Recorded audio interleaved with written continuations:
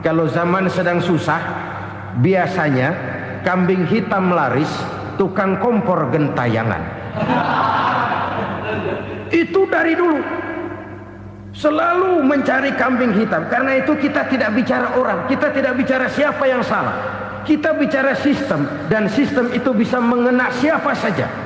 Kalau orang sudah mulai mengingkari janji, bergeser dari komitmen awal, itu sudah mulai ia mengalami proses peluncuran, proses degradasi. Ini penyebab yang pertama. Kita tidak lagi konsekuen bahwa bumi, air, sumber daya alam adalah milik negara, dikuasai oleh negara, digunakan bagi sebesar-besar kemakmuran rakyat. Ternyata rakyat yang makmur itu tidak merupakan gambaran yang menyeluruh dari rakyat kita. Undang-undang dasar kita menganut ekonomi kekeluargaan, tapi yang kita praktekkan adalah ekonomi keluarga. Kalau bukan keluarga nggak dapat proyek. Ibu-ibu, saudara-saudara kaum muslimin rahimakumullah. Kita menyaksikan peristiwa-peristiwa yang memilukan dan memalukan. PHK terjadi di mana-mana. Pengangguran meningkat, harga-harga membumbung tinggi, daya beli rakyat semakin lemah. Sementara di bidang politik, kejadian-kejadian memberikan indikasi bahwa persatuan dan kesatuan kita sebagai bangsa dewasa ini tengah berada dalam ujian yang berat. Pada jumpa kita kali ini, tanpa bermaksud untuk mencari kambing hitam dari bencana yang kita hadapi, saya ingin menyampaikan sebuah hadis yang diriwayatkan oleh Imam At-Tabarani dari Ibnu Abbas bahwa Rasulullah sallallahu alaihi wasallam bersabda, khamsun bi khamsin. Ada 5 perkara yang dapat menimbulkan 5 macam bencana. Mari kita renungi hadis ini satu demi satu sebagai bahan introspeksi buat kita semua dalam menghadapi bencana yang tengah berlaku sekarang ini.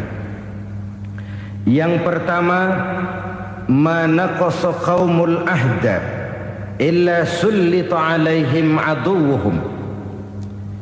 Apabila suatu kaum sudah mengingkari janjinya, maka mereka pun akan dikuasai oleh musuh-musuh mereka.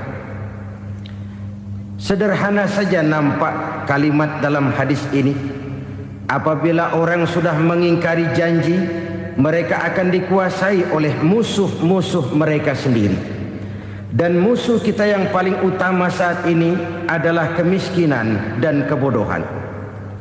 Kenapa itu terjadi? Karena kita mengingkari janji kita sendiri. Di saat awal-awal berdirinya Orde Baru, kita pernah berjanji untuk melaksanakan Pancasila dan Undang-Undang Dasar 45 secara murni dan konsekuen. Kita berjanji bahwa kita akan menegakkan pemerintah yang bersih dan berwibawa. Itu semua pada permulaannya. Waktu demi waktu berjalan, kita lupa dengan janji yang kita ucapkan itu. Ketuhanan yang Maha Esa kita ucapkan, tapi kesetanan yang luar biasa yang kita lakukan. Kemanusiaan yang adil dan beradab yang kita dengungkan, tetapi kemanusiaan zalim dan biadab yang kita praktekkan.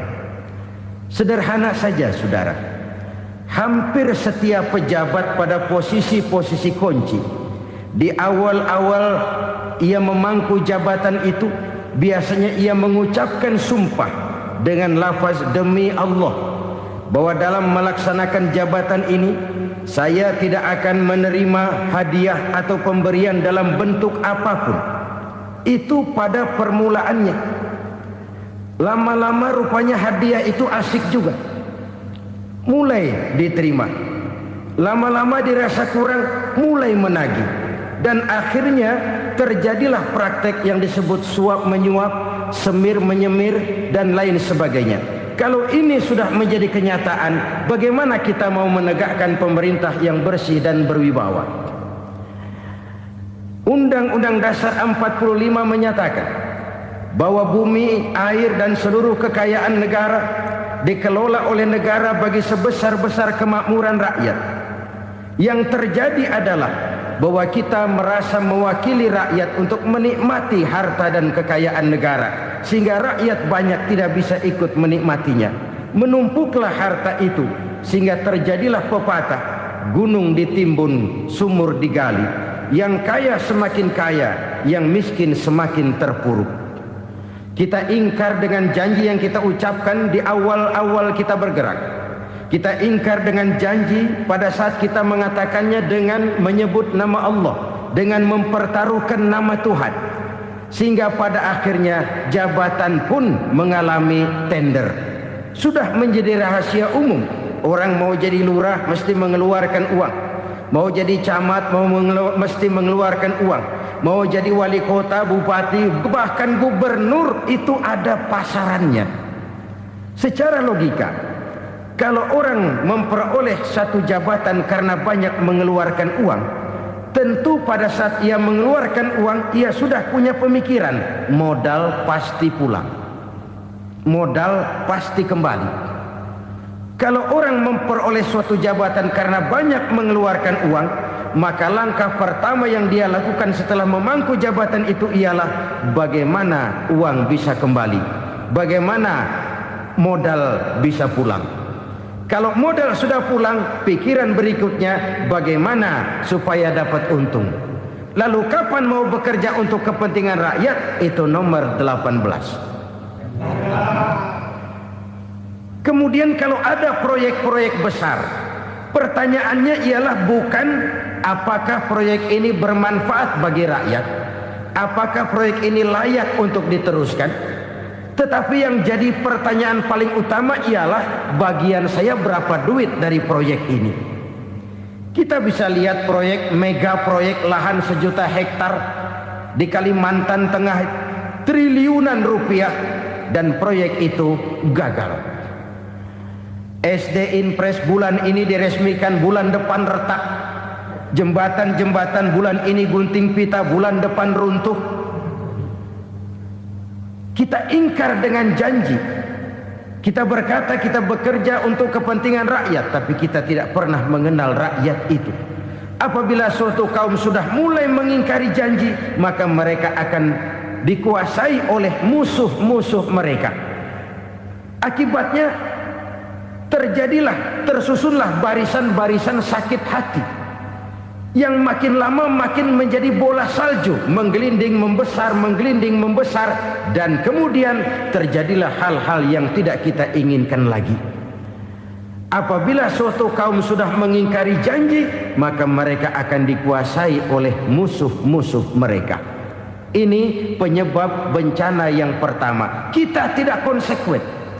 Tadinya kita dengan lantang teriak-teriak berantas korupsi, ganyang korupsi.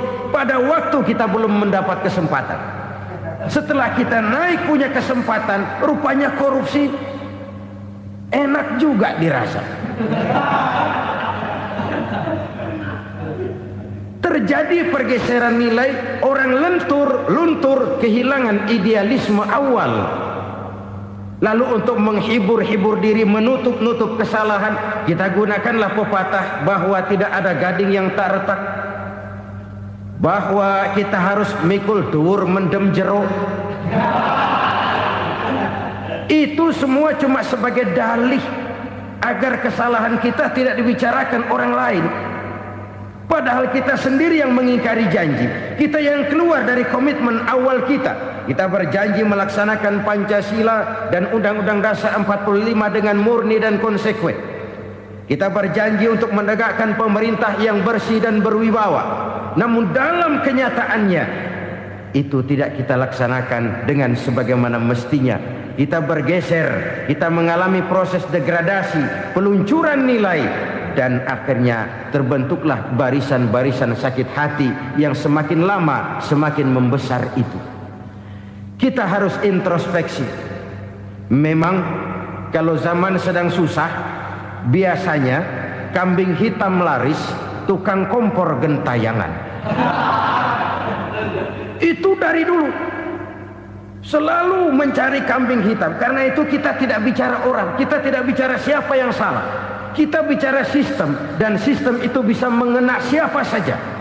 Kalau orang sudah mulai mengingkari janji, bergeser dari komitmen awal, itu sudah mulai ia mengalami proses peluncuran, proses degradasi.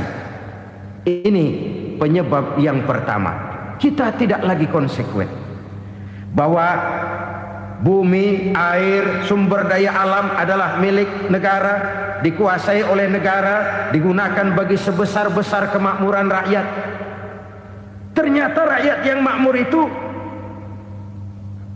tidak merupakan gambaran yang menyeluruh dari rakyat kita.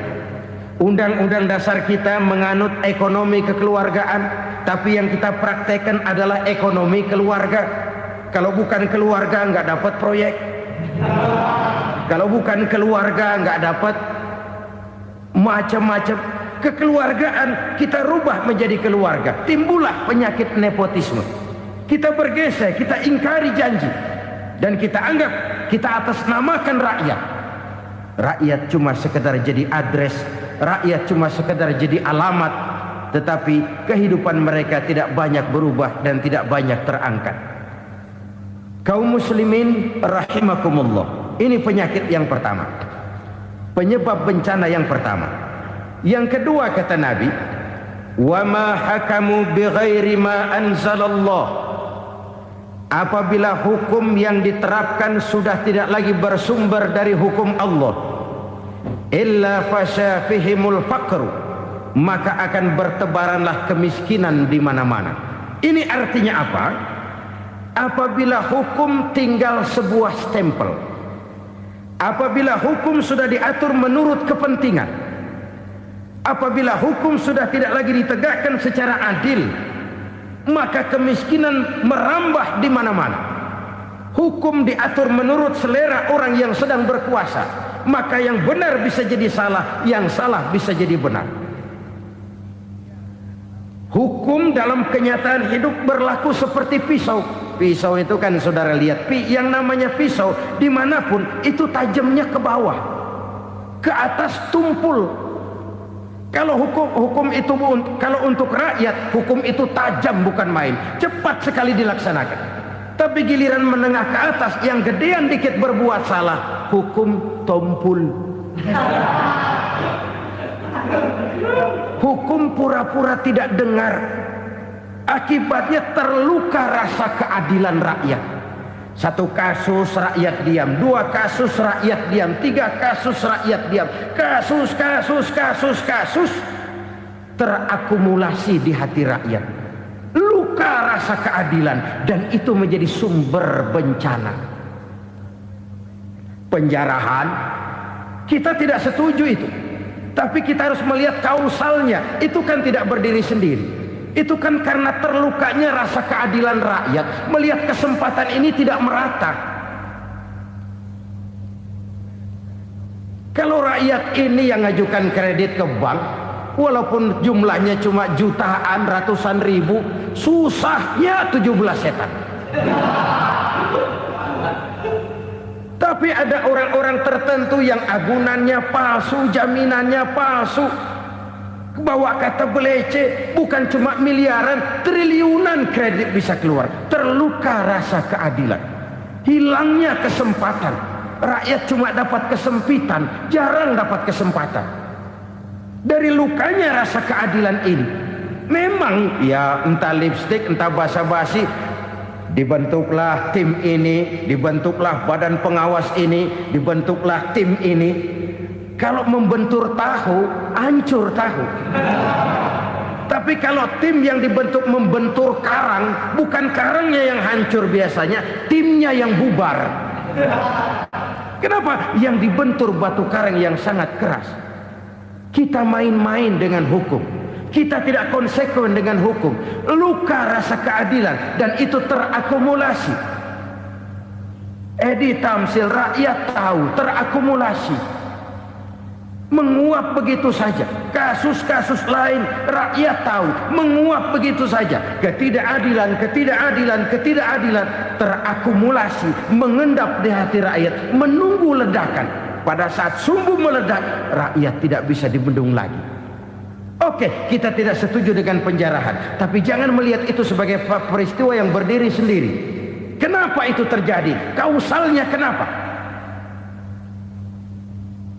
Oke, kita tidak setuju memang, tapi yang dijarah oleh rakyat kan memang cuma untuk perut. Yang dijarahkan beras, yang dijarahkan televisi, yang dijarahkan kulkas yang masih bisa dihitung, yang memang real untuk kebutuhan rakyat. Penjara-penjara berdasi kepala botak yang menguras uang rakyat habis-habisan, enak saja melenggang dalam kehidupan ini. Makin terluka rasa keadilan rakyat. Apabila hukum yang diterapkan sudah menyimpang dari keadilan yang diajarkan Allah, fasyafihimul fakru, bertebaranlah kemiskinan. Aneh, memalukan, memilukan. Sebuah negara agraris yang katanya pulaunya hijau royo-royo, Gemari Palau Jenawi Toto Tentem Kertora Harjo, yang tahun 93 pernah mendapat penghargaan dari FAO, Badan Pangan Sedunia, sebagai negara yang berhasil dalam swasembada pangan. Sekarang ini kita terpaksa betul beli beras dari Vietnam, beli beras ke Kamboja, beli kedelai dari Kamboja. Kenapa? Lahan sawah kita habis ditanami pabrik. Teknologi kita, teknologi loncatan yang non-applied, tidak terpakai oleh kita. Lantas lahan yang tidak bisa kita tanami, kita paksakan lahan-lahan gambut menjadi tanah pertanian yang subur dengan biaya triliunan, dan kita gagal. Kita cari jarum dan kapak hilang. Kita mau jadi negara industri dengan loncatan teknologi yang maju, kita lupakan pola pijak kita sebagai negara agraris, dan akhirnya kita kecolongan. Lihatlah dewasa ini. Rakyat kita antri sembako di mana-mana. Di sebuah negara agraris, ketidakadilan melahirkan kemiskinan. Kemiskinan moral dan kemiskinan material. Kemiskinan moral, rakyat nggak percaya lagi sama pejabat. Rakyat mengalami krisis figur. Orang, alah lu ngomong dah sama ember.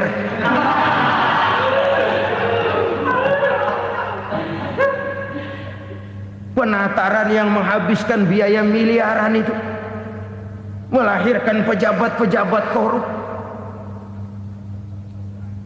Pengawasan yang menghabiskan biaya miliaran itu ternyata impoten, mandul. Kemiskinan moral. Jujur saya berkata, saudara-saudara, setelah pintu reformasi dibuka, itu yang masuk memang macam-macam. Ada yang memang punya tujuan murni, konsekuen, dan punya konsep. Ada yang nunggu di tikungan, begitu mobil lewat nyamber pintu, berangkat ikut reformasi. Ada yang memanfaatkan momentum, mumpung, untuk nyampein unek-unek, ngerti nggak, pokoknya ngomong. Sehingga keadaan semakin rancu, kebingungan semakin menjadi-jadi, masalah yang paling urgen tidak terselesaikan. Sekarang ini orang berpikir mendingan jadi pala ular daripada jadi buntut macan. Buntut macan memang hebat macan, tapi kalau buntutnya cuma ugel-ugel di belakang buat apa? Mendingan jadi pala ular, kecil juga nyaplok. Artinya, ya biar kecil juga kalau punya partai kan gagah. Lalu rame-rame bikin partai kayak bikin arisan. Orang makin mengalami dislokasi. Semua mau jadi pahlawan, semua mau nomor satu, semua ngomong. Iya kalau bidangnya, kalau bukan makin rancu.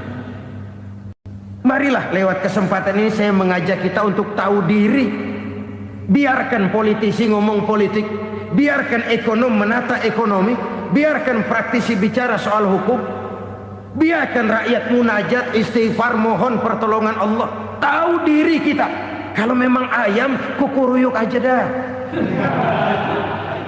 Kalau memang kucing, ayo ngeong. Kalau kambing, silahkan ngembe. Udah tahu ayam, ngeong bunyinya.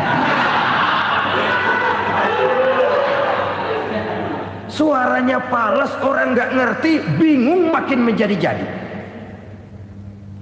Ibarat kesebelasan sepak bola bangsa kita sekarang ini, rame-rame mau bikin gol, kiper ikut nyerang sekarang. Memilukan dan bahkan memalukan. Wa ma hakamu bighairi ma anzalallah illa fasha fihimul fakru. Kalau hukum yang diterapkan sudah menyimpang dari keadilan yang diajarkan Allah, bertebaranlah kemiskinan di mana-mana. Coba sekarang ini, yang punya duit bingung, apalagi yang kagak punya duit. Yang pengusaha gede ngeluh, apalagi yang pengusaha pas-pasan. Yang kagak punya beras, yang punya beras saja masih bingung, apalagi yang nggak punya beras. Ini sudah demikian merata. Dulu kita kagum mendengar konglomerat kelas buadah, kelas-kelas yang seakan-akan cuma ada dalam khayalan mereka, punya kekayaan miliaran dolar, triliunan. Sudahlah, seolah-olah nggak terjangkau sama kita. Weh, ternyata yang gede-gede itu juga gede utangnya.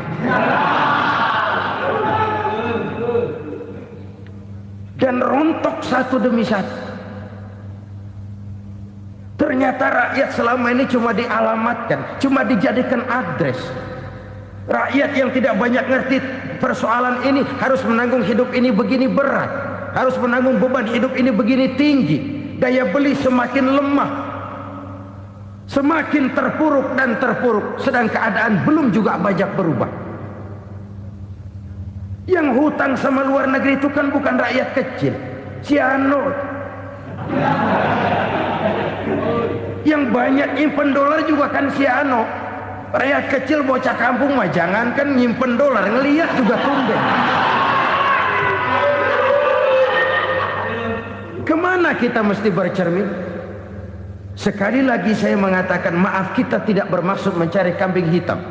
Karena itu kita tidak bicara orang, kita bicara sistem, kita bicara keadaan. Beginilah yang dikatakan Nabi, penyebab timbulnya bencana, hukum yang ditegakkan tidak lagi berorientasi kepada keadilan, tapi berorientasi kepada kepentingan.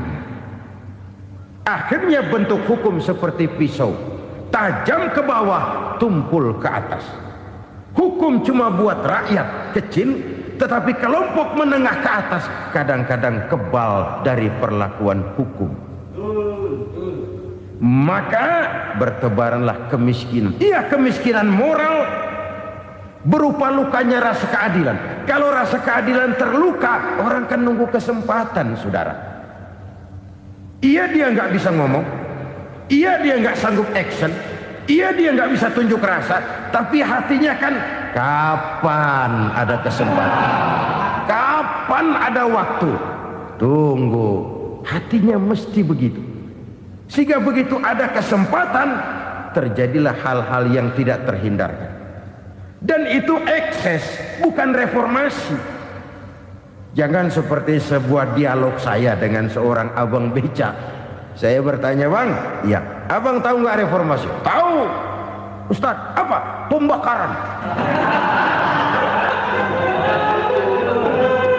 Terus penjarahan, lalu perkosaan. Itu reformasi. Itu yang saya lihat. Nah, itu yang dia lihat.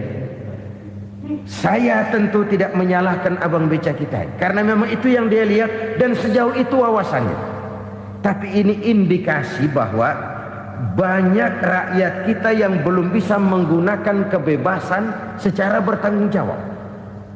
Padahal kebebasan tanpa tanggung jawab tirani. Sebuah contoh gampang-gampangan.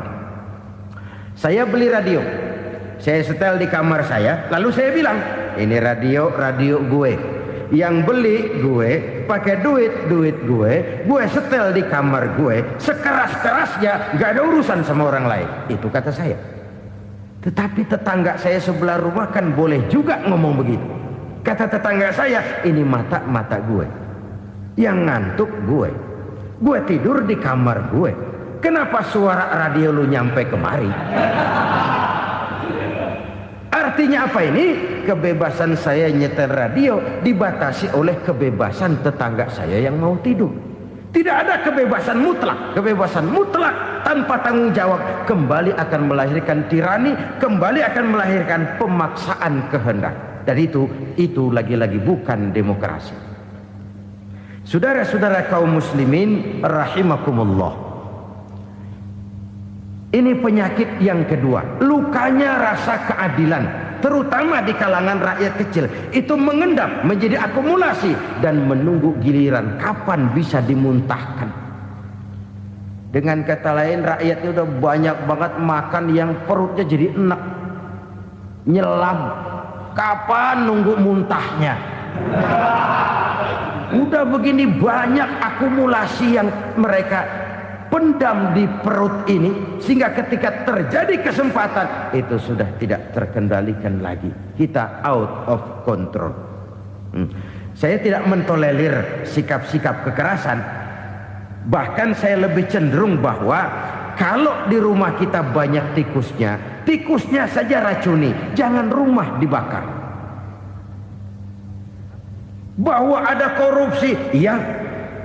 Ada kolusi, memang. Ada nepotisme, tentu. Tetapi tikusnya saja racuni. Jangan rumah dibakar. Masa mau ngusir tikus bakar rumah? Tikusnya lari, tikusnya selamat, rumahnya ewes-ewes.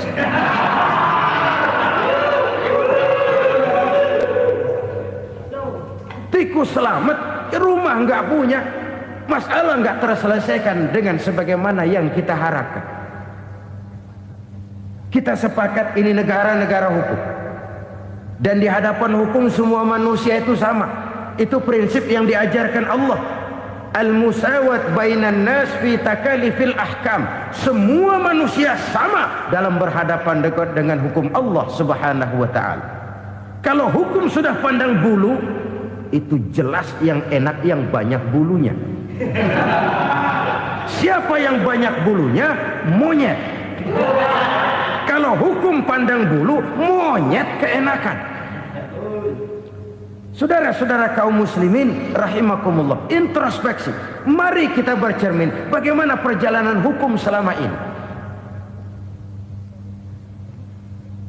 Kalau introspeksi ini kita temukan, lalu ada upaya untuk memperbaiki diri. Jangan menggunakan tak ada gading yang tak retak, mikul duwur mendem jero untuk menutup-nutupi kesalahan orang. Padahal kesalahan itu sedemikian besar. Padahal rakyat kita tiap hari antri sembako. Ada yang sehari sekali makan, ada yang makan sudah bercampur tiwul, ada yang nasi sudah dicampur pisang, balik jadi orok lagi. Macam-macam upaya rakyat untuk menangsal perut ini. Lalu rakyat ditenang-tenangkan, lebih baik puasa Senin Kemis sambil menghadapi krisis ekonomi. Kenapa rakyat yang disuruh puasa? Kenapa bukan pejabatnya yang puasa lebih dulu untuk kemakmuran rakyat? Kalau rakyat yang memang perutnya udah gepeng disuruh puasa, makin krempeng perutnya. Artinya pejabat harus punya sense of politik. Ya, tidak, puasa itu kan tidak cuma Senin Kemis saja. Puasa itu puasa perasaan, puasa menghargai perasaan yang sedang kondisi yang sedang dihadapi oleh rakyat. Bagaimana rakyat yang tengah antri sembako melihat pejabatnya lewat dengan mobil yang harganya sampai 1 miliar. Oh, inilah pemimpin saya. Luka lagi rasa keadilannya. Kita tidak tenggang rasa. Puasa dalam artian itu pun akan menolong menegakkan semangat kebersamaan, membentuk semangat kebersamaan. Saudara-saudara kaum muslimin rahimakumullah. Penyebab bencana yang ketiga dikatakan oleh baginda Nabi, wala zaharat fihimul fahishatu illa fasha fihimul maut. Apabila kekejian telah merajalela, maka maut bertebaran di mana-mana. Kita renungi butir kalimat dalam hadis ini. Apabila kekejian telah merajalela, maut bertebaran di mana-mana. Begitu murah arti sebuah kehidupan. Penjarahan untuk hal-hal yang kecil tapi sampai mengorbankan nyawa. Apabila kekejian sudah terjadi di mana-mana, maut pun bertebaran. Maut dalam arti berpisah ruh dengan jasad, tapi juga maut dalam arti orang bisa mati karirnya, orang bisa mati usahanya, orang bisa mati kesempatannya karena perbuatan-perbuatan keji yang selama ini tidak terbendung. Lahirlah teori mafia. Siapa yang kuat dia yang berkuasa, siapa yang lemah dia menjadi mangsa. Proyek-proyek besar yang menang tender itu ya dari itu ke itu saja. Yang pengusaha-pengusaha tidak punya koleksi, koneksi, tidak bisa bayar komisi, dapat proyek tetelan. Ada dagingnya, dikit tambahnya juga tetelan. Dagingnya sudah habis disantap oleh meja. Sekian puluh meja dilalui, sekian puluh amplop dikeluarkan. Sehingga yang akhirnya ya tinggal tetelan itu tadi. Maka kualitas pekerjaan pun sudah bukan lagi jadi masalah. Demikianlah mafia-mafia ini bermunculan di mana-mana. Di pengadilan terkenallah mafia pengadilan. Hukum bisa dibeli, hukum bisa dipesan menurut kebutuhan sponsor. Mafia peradilan, mafia politik, mafia ekonomi, bahkan mafia agama yang menggunakan agama sebagai kedok, menggunakan agama sebagai dalih, menggunakan agama sebagai topeng untuk melancarkan maksud-maksud politiknya pun tidak tertutup kemungkinan. Apabila kekejian telah merajalela, maut bertebaran di mana-mana. Korupsi, kolusi, nepotisme itu bagian dari kekejian. Kita selama ini kalau mendengar maksiat, itu yang terbayang cuma judi, mabuk, zina. Ya itu maksiat. Tapi korupsi, kolusi, nepotisme itu juga maksiat dalam bentuk lain. Kalau ini sudah bertebaran, maka maut terjadi di mana-mana. Jangan bayangkan cuma mati orangnya, itu sih kewajiban. Yang menyakitkan itu orangnya masih hidup tapi dibikin mati, karirnya mati. Kenapa? Karena yang diperlukan bukan cuma orang pinter tapi orang taat. Biar pinter, kalau nggak taat minggir. Biar bodoh, kalau taat bisa nyenangin atasan, bisa nyemur. Kumaha juragan wae aya nama. Itu yang kadang-kadang dapat penghargaan. Tidak ada prestasi kerja kecuali bikin senang orang di atas. Kita lihat di desa-desa jalan rusak. Kalau ada berita pejabat anak mau turun, jalan rata sekali. Sampai tanah dari mana aja dikeruk buat ngeratain tuh jalan. Pejabat pulang legok lagi jalanan. Katanya kita kerja buat rakyat, nyatanya kita cuma melayani atas. Kenapa? Terjadi lingkaran setan. Seperti kata lagu Dul Sumbang itu. Mahasiswa takut sama dosen, dosen takut sama dekan, dekan takut sama rektor, rektor takut sama menteri, menteri takut sama presiden, presiden takut sama mahasiswa. Lah muter balik lagi, lingkaran setan, lingkaran setan. Saudara-saudara kaum muslimin rahimakumullah, kekejian yang merajalela, praktek-praktek mafia yang tertuang dalam kehidupan sehari-hari menyebabkan orang mati karirnya, jasad masih hidup, karir mati. Itu menyakitkan. Mati bisnisnya. Rakyat kecil pernah senang ketika cengkeh booming, harganya bagus, rakyat banyak yang pergi haji. Lalu mau ditata, lahir tata niaga cengkeh, malah amburadul. Harga cengkeh jatuh, petani cengkeh kecil menjerit. Siapa yang untung? Segelintir orang. Masihkah kita pakai atas nama rakyat untuk kepentingan nasional, padahal yang nyanyi cuma segelintir orang? Masihkah kita mau bohongi rakyat ini dengan mobil nasional tapi bikinan Korea? Masihkah kita mau bermain verbalisme, bermain kata? Ini sebuah masa lalu yang tidak perlu terulang lagi untuk masa-masa yang akan datang. Kekejian merajalela, orang mati karir. Bisa mati usaha, mati bisnis. Usahanya maju, dirangkul, hancur. Usahanya maju, dipukul, hancur, tenggelam. Bahkan yang memilukan dan memalukan, badan-badan usaha milik negara itu dikebiri sedemikian rupa sehingga tidak menghasilkan hal-hal yang bermanfaat buat negara.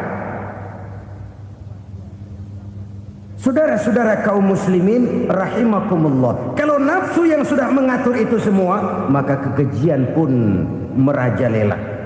Orang sudah pakai teori mafia, yang kuat dia yang menang, yang kuat dia yang berkuasa, yang lemah silakan minggir di sudut-sudut kehidupan. Kalau kekejian seperti ini merajalela, maut bertebaran di mana-mana. Banyak orang mati karirnya, banyak orang mati usahanya, banyak orang mati imajinasinya. Sekarang ini dalam dunia seni yang banyak karyawan seni, bukan seniman. Seniman itu kan dilahirkan, lain seniman, lain karyawan seni. Sekarang yang banyak karyawan seni, bukan seniman. Mati karir, mati imajinasi, mati improvisasi. Sehingga kehidupan persis sinetron. Sinetron itu yang kita lihat rumah mewah, yang kita lihat rumah bagus. Gak pernah kita lihat di sinetron kita ini rakyat antri sembako. Kita dijejali hal-hal yang indah, yang wah, yang membuat kita tenggelam dalam gaya hidup instan, tenggelam dalam gaya hidup wah. Kita lupa dengan realitas keseharian di tengah-tengah masyarakat kita. Lahirlah kelompok-kelompok selebritis, dibesarkan oleh berbagai media. Selebritis pilek aja masuk koran, pilek.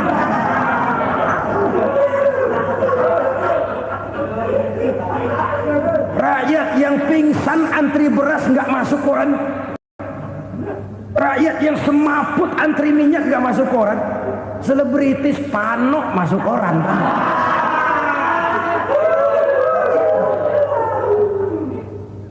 Kita besarkan hal-hal kecil, kita kecilkan hal-hal besar.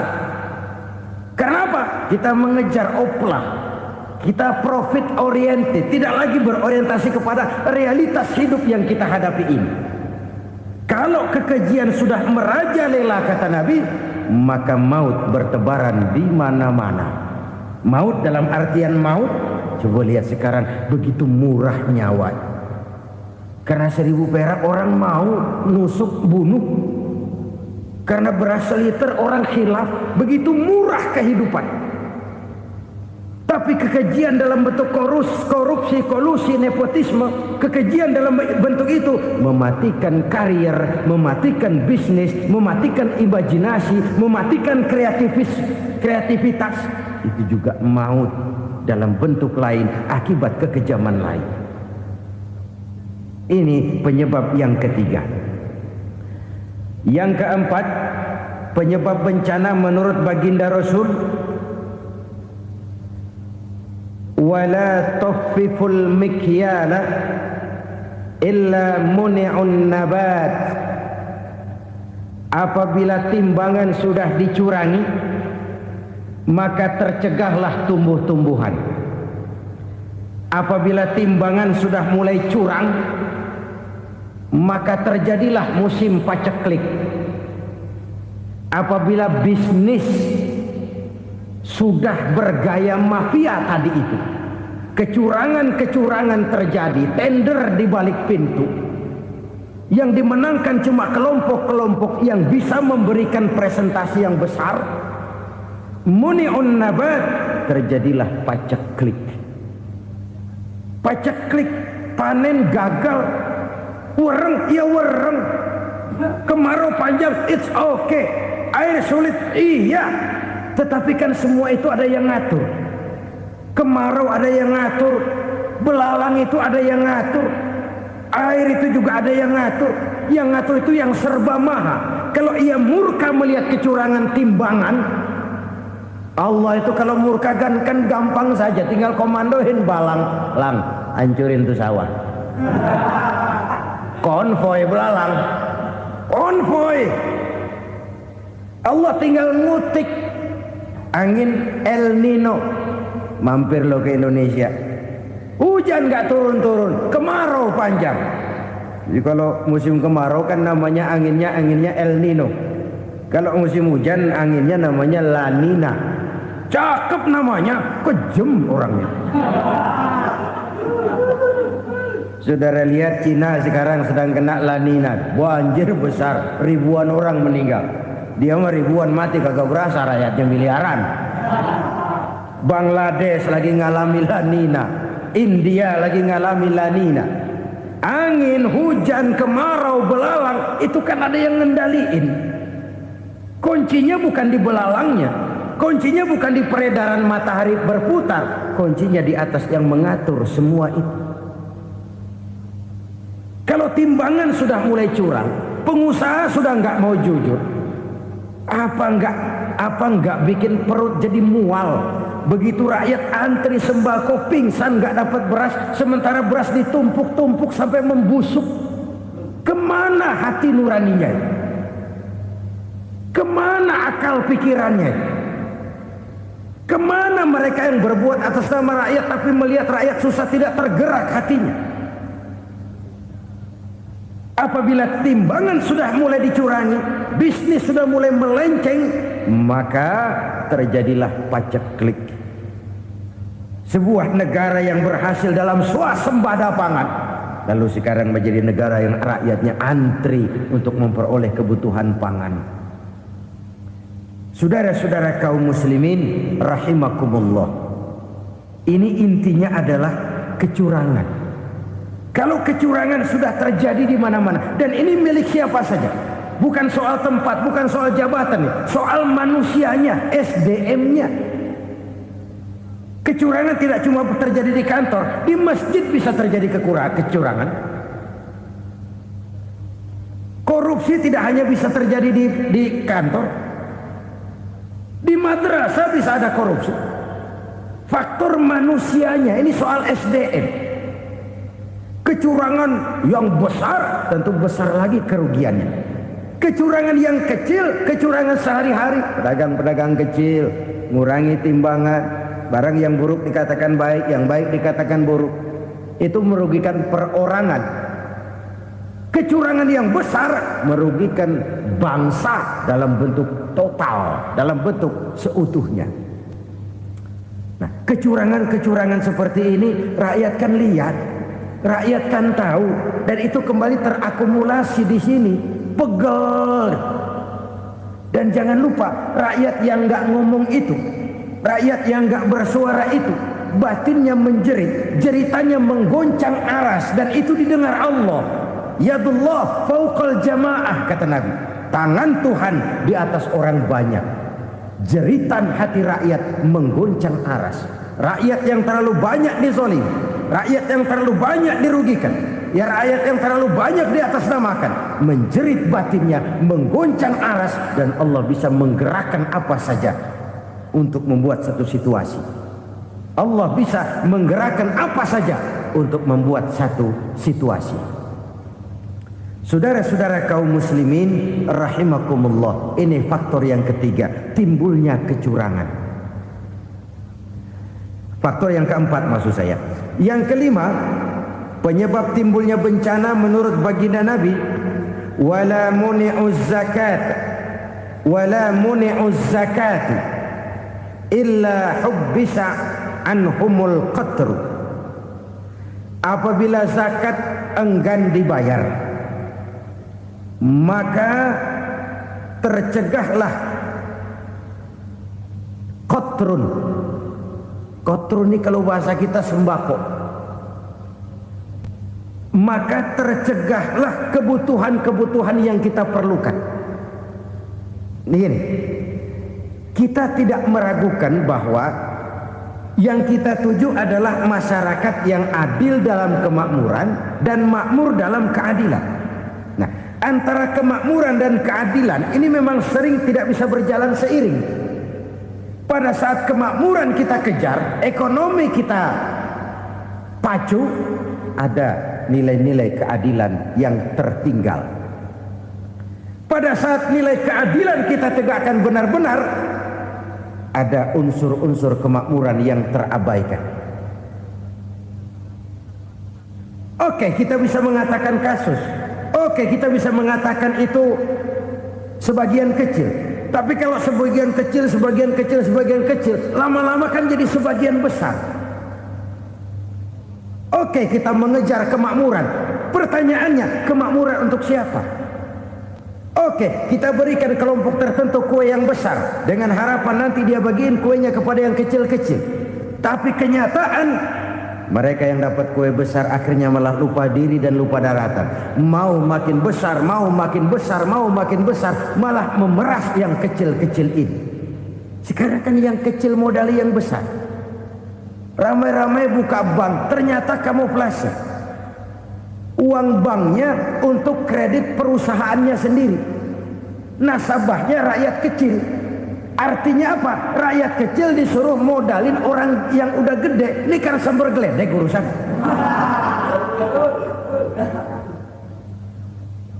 Ini kan permainan apa lagi? Rakyat kecil suruh modali yang gede. Nasabahnya rakyat kecil, kumpulkan uangnya di bank, kucurkan kredit kepada perusahaannya sendiri. Bukankah itu rakyat kecil suruh modali yang gede? Sudah begitu kejamkah kita untuk meraih keuntungan dengan mengorbankan orang kecil ini? Sudah tidak bicara lagi kah nurani kita melihat penderitaan orang yang semakin susah ini? Kalau zakat enggan dibayar, padahal zakat 2,5% saja, 2,5% saja. Kalau itu pun enggan, kalau zakat saja enggan, bagaimana pula yang namanya sedekah, bagaimana pula yang namanya infak, bagaimana pula yang namanya santunan, bantuan. Kadang-kadang lipstick nyumbang si nyumbang, cuman nyolongnya lebih gede. Ini namanya sumbangan lipstick. Buat lipstick itu kan buat ngumpetin bibir pucat. Itu fungsi utama lipstick. Buat ngumpetin korupsinya, nyumbang kegiatan-kegiatan sosial. Tapi yang dia korup lebih gede dari yang dia sumbangin. Lipstick kamuflase. Nepu kata anak sekarang.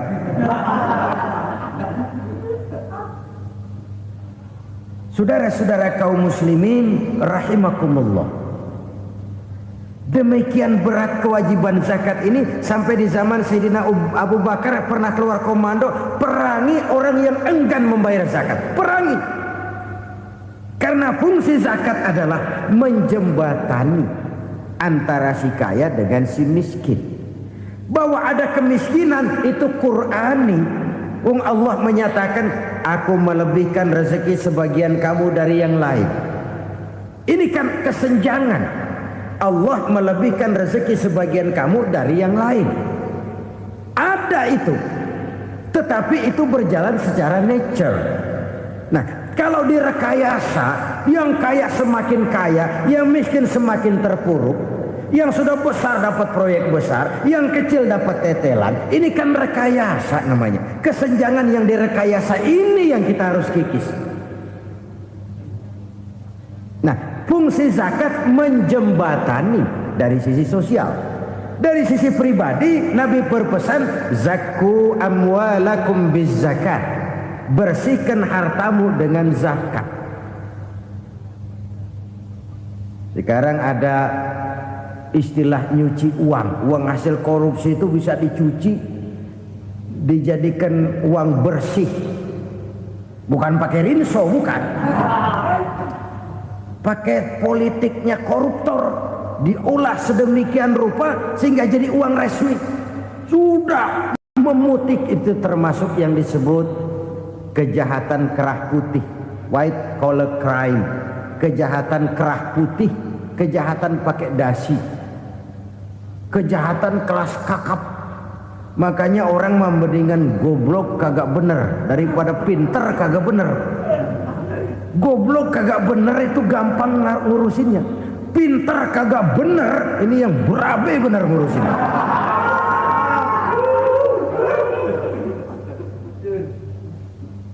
Kita bukan cuma perlu orang pinter kok di zaman sekarang. Kita perlu orang-orang bener yang punya komitmen, yang sesuai kata dan perbuatan, yang bisa merasakan apa yang dirasakan oleh rakyat, yang punya sense of politik yang tinggi, yang peka, yang penuh keterbukaan, yang punya wawasan dan pandangan jauh ke depan. Dari sisi pribadi, zakat itu membersihkan harta kita. Ya, dia tercampur dengan yang subuhat, dia bahkan mungkin tercampur dengan sedikit-sedikit yang haram. Itu zakku amwalakum biz zakat, bersihkan hartamu dengan zakat itu. Pada sisi sosial ia menjembatani, pada sisi pribadi ia membersihkan harta kita. Karena itu kalau kita minta berdoa minta rezeki, syarat rezeki itu halalan thayyiban wasi'an. Nggak pernah kurang dari 3 itu. Halal, bagus, banyak. Halal, bagus, tapi sedikit, susah ngaturnya.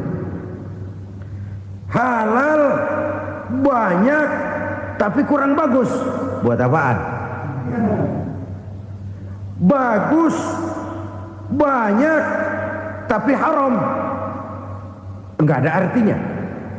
Sebab kata Imamul Ghazali, kalau kau terlalu suka memakan makanan yang haram, dikunyah masuk ke dalam perut besar, digiling oleh perut besar, menghasilkan energi, menggerakkan sel-sel pembuluh saraf, kau juga akan cenderung berpikir yang haram. Kalau sudah cenderung berpikir yang haram, perbuatan pun akan mengarah kepada perbuatan-perbuatan yang haram. Dulu waktu kelompok Jimbaran 200 konglomerat Indonesia kumpul, dihimbau supaya sekian persen kasih pengusaha-pengusaha lemah. Itu kan cuma sekedar belas kasihan, tidak banyak menolong keadaan. Dan bukan itu yang diperlukan pengusaha-pengusaha kecil. Yang diperlukan adalah berikan kami kesempatan seperti mereka dapat kesempatan. Berikan kami peluang seperti mereka juga dikasih peluang. Kalau cuma dikasih 100 juta, 200 juta hari ini, usaha kami nggak ada prospeknya, peluang kagak ada, kan sama juga bohong. Diceburin ke kali, disuruh berenang, tangan diikat, mendingan mampusin ketahuan. Ayo berenang, berlomba, tangan diikat, kaki diikat, sama saja nyuruh mati. Jadi jangan kasih ikannya, kasih kailnya. Yang diperlukan pengusaha kecil menengah ke bawah itu bukan cuma sekedar belas kasih dari konglomerat-konglomerat besar. Berikan kami peluang seperti mereka juga dapat peluang. Berikan kami kesempatan seperti mereka dapat kesempatan. Berikan kami kredit dengan kemudahan seperti mereka juga kalau minta kredit begitu mudahnya. Menciptakan peluang dan kesempatan, pemerataan, bukan menciptakan manusia Indonesia dengan standar ekonomi yang sama. Semua rumahnya harus sama, semua punya mobil. Itu sih kebersamaan bebek. Bebek, coba lihat bebek, satu ngalor semua, satu ngidul semua. Kebersamaan bukan itu. Kebersamaan adalah menciptakan peluang. Kalau yang kaya bisa semakin kaya, kenapa yang miskin tidak bisa ikut naik jadi sedikit kaya? Kalau pengusaha yang sudah kuat bisa bertambah menjadi kuat dengan proyek mega proyek, kenapa yang menengah tidak bisa ikut menjadi kuat? Dan kenapa kekejian itu merajalela? Kita dengar lewat berita-berita PLN tekor, PLN hutang. Kenapa? Dia beli listrik dari swasta yang belinya lebih mahal daripada penjualannya. Artinya dia beli itu listrik dari perusahaan listrik swasta, dia jual kepada rakyat lagi. Harga jualnya lebih murah daripada dia beli kepada swasta. Kenapa? Ada tekanan lagi tuh. Biasa siklus lagi. Hukum Boyle. Atas neken paling bawah gepeng. Ya kita nih rakyat kecil, emang nasibnya gepeng terus. Saudara-saudara kaum muslimin rahimakumullah, dari 5 penyebab bencana ini kita ambil kesimpulan untuk sebuah renungan dan introspeksi kita bersama. Pertama, mengingkari janji, padahal janji itu yang lebih tinggi nilainya adalah di hadapan Allah Subhanahu wa taala. Baik wakil-wakil rakyat di parlemen maupun pemimpin-pemimpin rakyat di dalam kabinet, apabila memangku suatu jabatan, selalu mereka mengawali dengan sumpah, dan sumpah itu dimulai dengan demi Allah. Sadarkah kita pada saat itu kita ucapkan bahwa kita sudah mempertaruhkan Allah untuk jabatan yang kita pegang? Kita sudah mempertaruhkan nama Allah untuk posisi yang dipercayakan kepada kita. Sadarkah kita bahwa menyia-nyiakan itu satu dosa yang sangat besar, yang tidak hanya kepada Allah tetapi juga kepada rakyat yang kita wakili, kepada rakyat yang kita pimpin. Cukuplah sudah rakyat dijadikan adres, umat dijadikan alamat sebagai numpang. Marilah kita kembali kepada komitmen awal dengan jujur kepada janji kita sendiri. Lalu yang kedua, kekejian, baik berupa korupsi, kolusi, nepotisme, dan perbuatan-perbuatan lain akan melahirkan kemiskinan. Kekurangan pangan bukan satu-satunya yang menyebabkan rakyat menderita. Lukanya rasa keadilan terakumulasi di hati rakyat, dan jeritan hati rakyat mengguncang aras. Kalau Allah murka, Allah bisa melakukan apa saja untuk menciptakan suatu kondisi. Faktor yang ketiga adalah praktek mafia menebarkan maut, baik orang yang mati jasad dan rohaninya maupun orang yang mati karirnya, mati kejujurannya, mati usahanya, mati imajinasinya. Hilang kreativitas kita sebagai bangsa. Faktor yang keempat, kecurangan-kecurangan di bidang usaha, di bidang tender, mengandalkan menjual kekuasaan. Dan memang repot kalau penguasa jadi pengusaha. Mau atau tidak mau, kebijakan-kebijakan kekuasaannya akan memperkuat jaring-jaring usahanya. Dan pada saat itu objektivitas sulit ditemukan lagi. Lalu yang kelima, keengganan membayar zakat, menumpuknya kekayaan negara pada kelompok-kelompok tertentu. Ini akan melahirkan paceklik yang berkepanjangan. Menumpuknya kekayaan dan harta negara pada kelompok-kelompok tertentu akan melahirkan paceklik dan kemiskinan yang berkepanjangan. Marilah kita sadar, marilah kita merenung bahwa keengganan kita membayar zakat, menciptakan pemerataan, pada akhirnya akan menjadi musibah buat kita semua. Saudara-saudara kaum muslimin rahimakumullah, sekian dulu jumpa kita kali ini. Mudah-mudahan yang saya sampaikan dari hadis riwayat Imam Tabrani ini menjadi bahan introspeksi buat kita semua. Tidak akan seorang muslim jatuh 2 kali di tempat yang sama. Semua merupakan pelajaran untuk kita jadikan introspeksi guna menata hari esok yang lebih baik daripada hari ini. Reformasi harus terus berlanjut, tidak bisa dan tidak perlu dikendalikan, tapi harus tetap dengan landasan akhlakul karimah sesuai dengan budaya kita sebagai bangsa. Terima kasih atas perhatian saudara. Mohon maaf atas segala kekurangan. Jumpa lagi lain kesempatan insyaallah. Usikum wa nafsi bitaqwallah. Wassalamualaikum warahmatullahi wabarakatuh.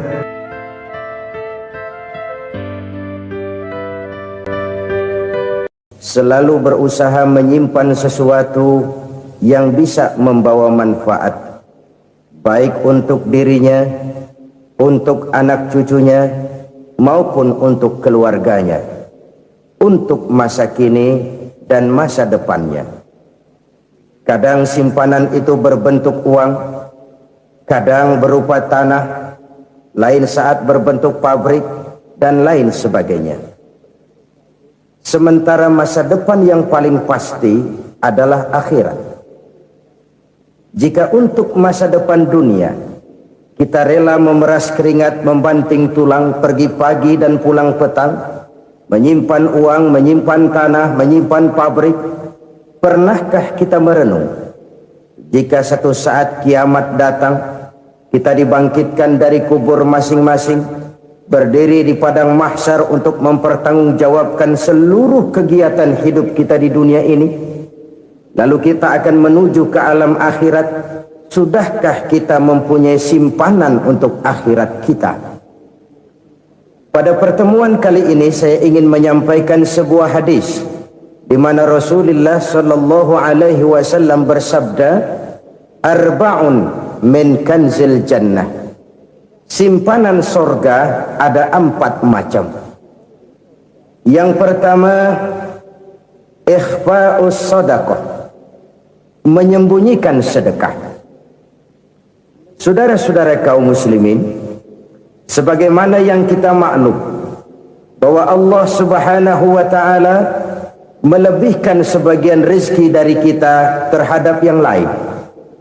Ada yang kaya, ada yang setengah kaya, ada yang miskin, ada yang setengah miskin, dan selanjutnya.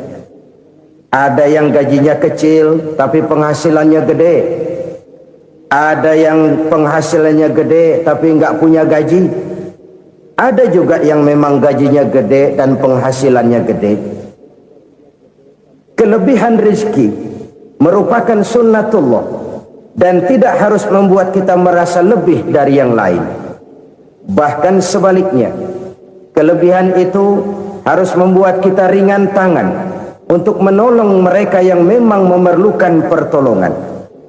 Kalau saudara diberikan ilmu, maka pertanyaan akhirat cuma satu: ilmumu kau amalkan untuk apa? Kalau saudara diberikan umur yang panjang, pengadilan akhirat juga bertanya satu: umurmu kau habiskan di mana? Tapi kalau saudara diberikan harta, pengadilan akhirat akan bertanya 2: hartamu kau dapat dari mana? Kau belanjakan kemana? Dari mananya ditanya dan kemananya juga ditanya. Oleh karena kita akan dimintakan pertanggungan jawab, maka amanah yang bernama harta ini harus kita gunakan dengan sebaik-baiknya. Ada penggunaan yang merupakan kewajiban, itu zakat namanya. Ada penggunaan yang sewaktu-waktu, itu infak namanya. Ada yang lebih sewaktu-waktu lagi, dan itu sedekah namanya. Zakat dia terikat oleh haul dan nisab, oleh putaran batas waktu dan ukuran dari harta itu sendiri. Sedangkan infak terikat oleh situasi dan kondisi perekonomian seseorang. Sedangkan sedekah tidak terikat dengan apapun. Dalam kondisi seperti apapun kita bisa melakukan sedekah dengan yang terkecil sekalipun. Sampai-sampai Rasulullah sallallahu alaihi wasallam mengajarkan, la tahqiranna minal ma'rufi syai'an walau an talqa akhaka biwajhin talik. Atau ada hadis, tabassumuka fi wajhi akhika laka sadaqah. senyumanmu kepada temanmu adalah sedekah. Jadi untuk melakukan sedekah tidak harus dalam berbentuk uang. Dengan ilmu kita bisa sedekah, dengan tenaga kita bisa bersedekah, dengan pikiran kita bisa bersedekah, bahkan senyum kepada teman itu pun sedekah. Jadi kalau sedekah dengan uang memang belum punya uang, nyengir aja banyakin. Itu asal pada tempatnya, jangan lalu ketemu tiang listrik cengengesan. Tentu tidak pada tempatnya dan tidak wajar. Nah, sedekah yang paling dicintai Allah adalah sedekah yang disembunyikan. Artinya jauh dari sifat riya. Kan kadang-kadang ada orang sedekah itu disebutkan namanya, apa tidak bagus? Kalau memang niatnya ikhlas, ya bagus-bagus saja. Untuk memberikan sugesti kepada yang lain. Si Fulan bin Fulan nyumbang sekian, diumumkan. Boleh kalau niatnya untuk memberikan rangsangan kepada yang lain supaya dia menyumbang lebih besar dari orang tadi. Tapi kalau itu mendatangkan riya, maka sedekah yang paling dicintai Allah adalah sedekah yang disembunyikan. Tangan kiri saja tidak tahu apa yang diberikan oleh tangan kanan. Sedekah yang dilakukan dengan ikhlas akan merupakan perbendaharaan surga, tersembunyi dari pandangan orang lain, tidak seorang pun tahu. Karena memang sikap yang baik adalah melupakan kebaikan dan mengingat kesalahan. Itu salah satu ciri orang bahagia. Orang yang selalu mengingat kesalahannya dan berusaha melupakan segala kebaikannya. Kalau dia akan berada kebaikan, dia tidak bisa ikut, dia merasa rugi karena dia merasa belum pernah berbuat baik. Tapi kalau akan melakukan kesalahan baru, dia ingat kesalahan yang sudah-sudah, sehingga terhalang baginya untuk melakukan satu kesalahan baru. Demikianlah saudara-saudara, bahwa Allah melebihkan rizki sebagian kita dari yang lain, agar terjadi tolong-menolong dalam kehidupan ini. Jadi kesenjangan yang nature, kesenjangan yang alami, itu sunnatullah. Ada yang kaya, ada yang miskin, ada yang kelas menengah. Nah, kenapa lalu sekarang kita berusaha mengentaskan kemiskinan? Oleh karena adanya kesenjangan struktural. Kalau yang kaya bisa semakin kaya, kenapa yang miskin tidak bisa naik jadi ikut sedikit kaya? Sebab pada dasarnya Islam adalah agama yang sejak turunnya sudah berupaya memerangi kemiskinan. Bahkan dikatakan kemiskinan itu mendekatkan kepada kekufuran. Orang kalau miskin udah dekat banget sama kafir. Gampang menjadi kafir.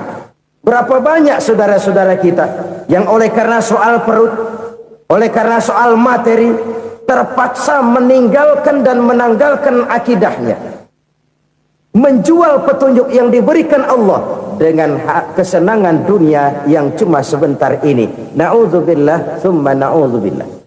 Jadi makin kita sembunyikan satu sedekah, semakin banyak perbendaharaan kita di surga. Sedekah yang paling dicintai Allah adalah sedekah yang disembunyikan.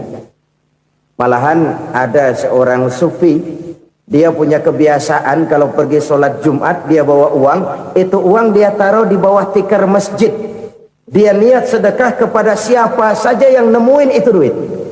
Maksudnya apa? Supaya yang nemuin nggak tahu siapa yang punya duit. Demikian dia saking ingin menyembunyikan sedekahnya. Karena sifat riya itu bisa memakan amal kita sendiri. Riya itu termasuk menyebut-nyebut kebaikan kita. Orang yang suka nepuk dada, sedikit-sedikit ngitungnya kalau nggak gua. Tuh kalau nggak gua tuh yang belas itu kalau nggak gua. Iya kalau nggak lu kenapa emang? Orang yang suka menepuk jasa, tuh biasanya memang begitu saudara-saudara. Kalau perang lagi berkecamuk, orang nggak sempat ngaku jadi pahlawan. Tapi begitu perang selesai, yang kagak kenal bedil ngaku pahlawan, mas. Itu sesuatu yang biasa. Oleh karenanya, orang-orang yang ikhlas dalam bersedekah, disembunyikannya sedekah itu, Allah cinta betul. Malahan ada hadis memberikan jaminan, inna sedaqatal mar'il muslimi tazidu fil umri wa tadfa'u mitata su'i.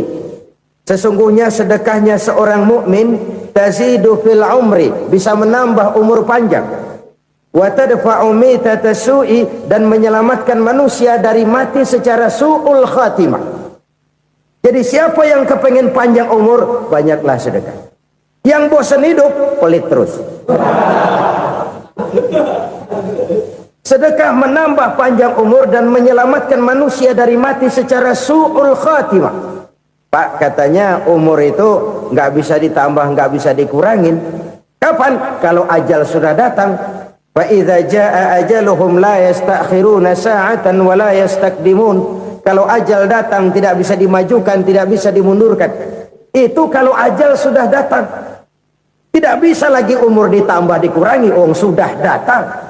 Tapi kalau belum datang, itu kan haknya Allah. Mau ditambah, mau dikurangi, hak prerogatif Allah. Sebagai pencipta manusia, Allah maha kuasa dan maha mampu. Sedekah ini menambah panjang umur dan menyelamatkan manusia dari mati secara su'ul khatimah. Itu orang mati kan sama ya, kondisinya mati, nggak nafas. Tapi hakikat mati kan lain-lain. Ada yang mati itu husnul khatimah, baik akhirnya. Misalnya lagi ngaji mati, lagi sholat mati, lagi sedekah mati.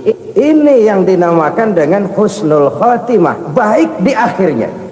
Sebaliknya ada yang su'ul khatimah, jelek di akhirnya. Ini yang jadi catatan akhir.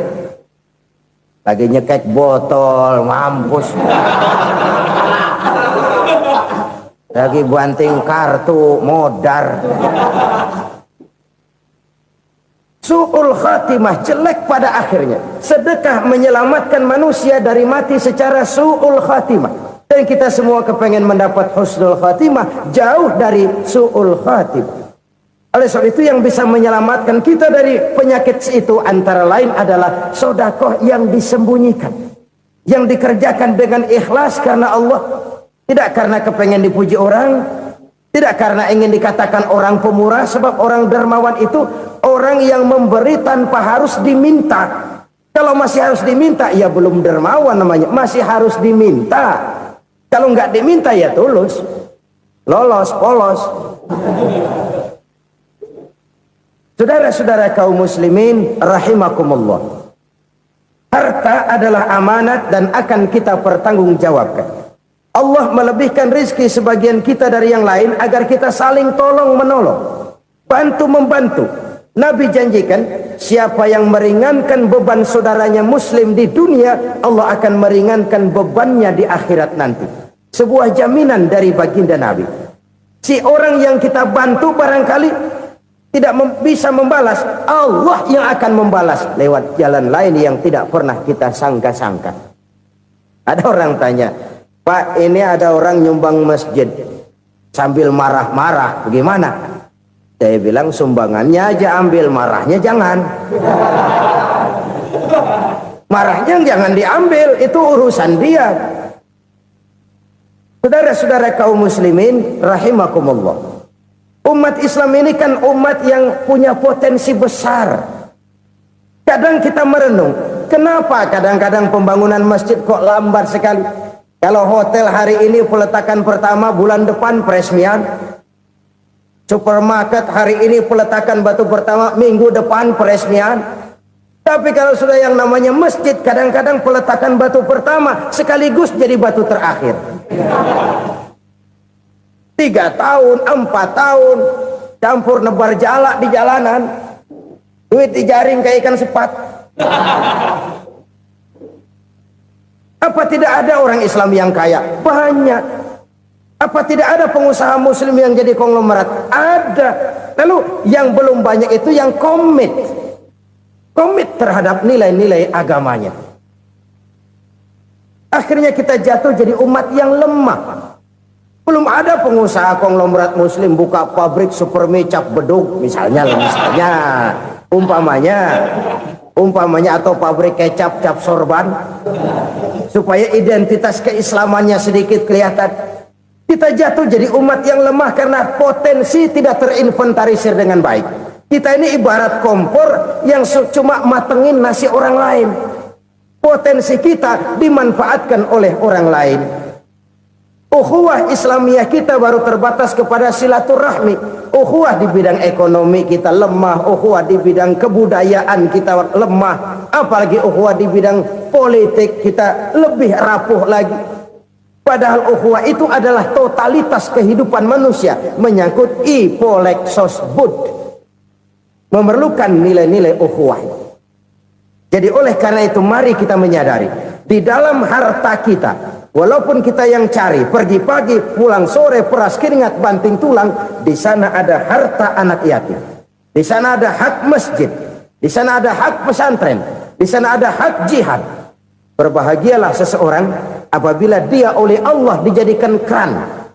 Keran itu menyimpan air, tapi tidak untuk dirinya, tapi disalurkannya kepada mereka yang memang memerlukannya. Saudara-saudara kaum muslimin rahimakumullah, ini yang pertama. Jadi perbendaharaan surga adalah menyembunyikan sedekah. Orang lain nggak tahu, kita pun nggak pernah ngitung-ngitung. Kita anggap lewat begitu saja, padahal itu deposit akhirat. Satu. Yang kedua, perbendaharaan surga itu apa? Wa kitmanul musibah, menyembunyikan kesulitan. Kadang orang takut menghadapi kesulitan. Tapi makin kita merenung, hidup ini kan sebenarnya urusan. Takut sama urusan, ya jangan hidup. Tandanya orang hidup itu kalau punya urusan. Urusan melupakan problem. Problem sering menimbulkan kesulitan. Kesulitan bukan untuk ditakuti, tapi untuk diatasi dan dicarikan jalan keluarnya. Siapa sih orangnya yang gak pernah sulit-sulit? Makin tinggi status sosialnya, makin gede urusannya. Makin tinggi kualitas imannya, makin berat tingkat kesulitannya.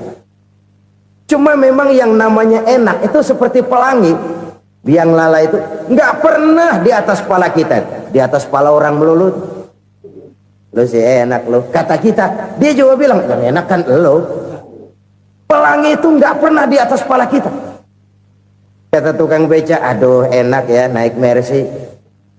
Kata tukang beca, apa yang di dalam mobil Mercy? Aduh enak bener tukang beca, di jok ngeringkuk ngorok pulas bener.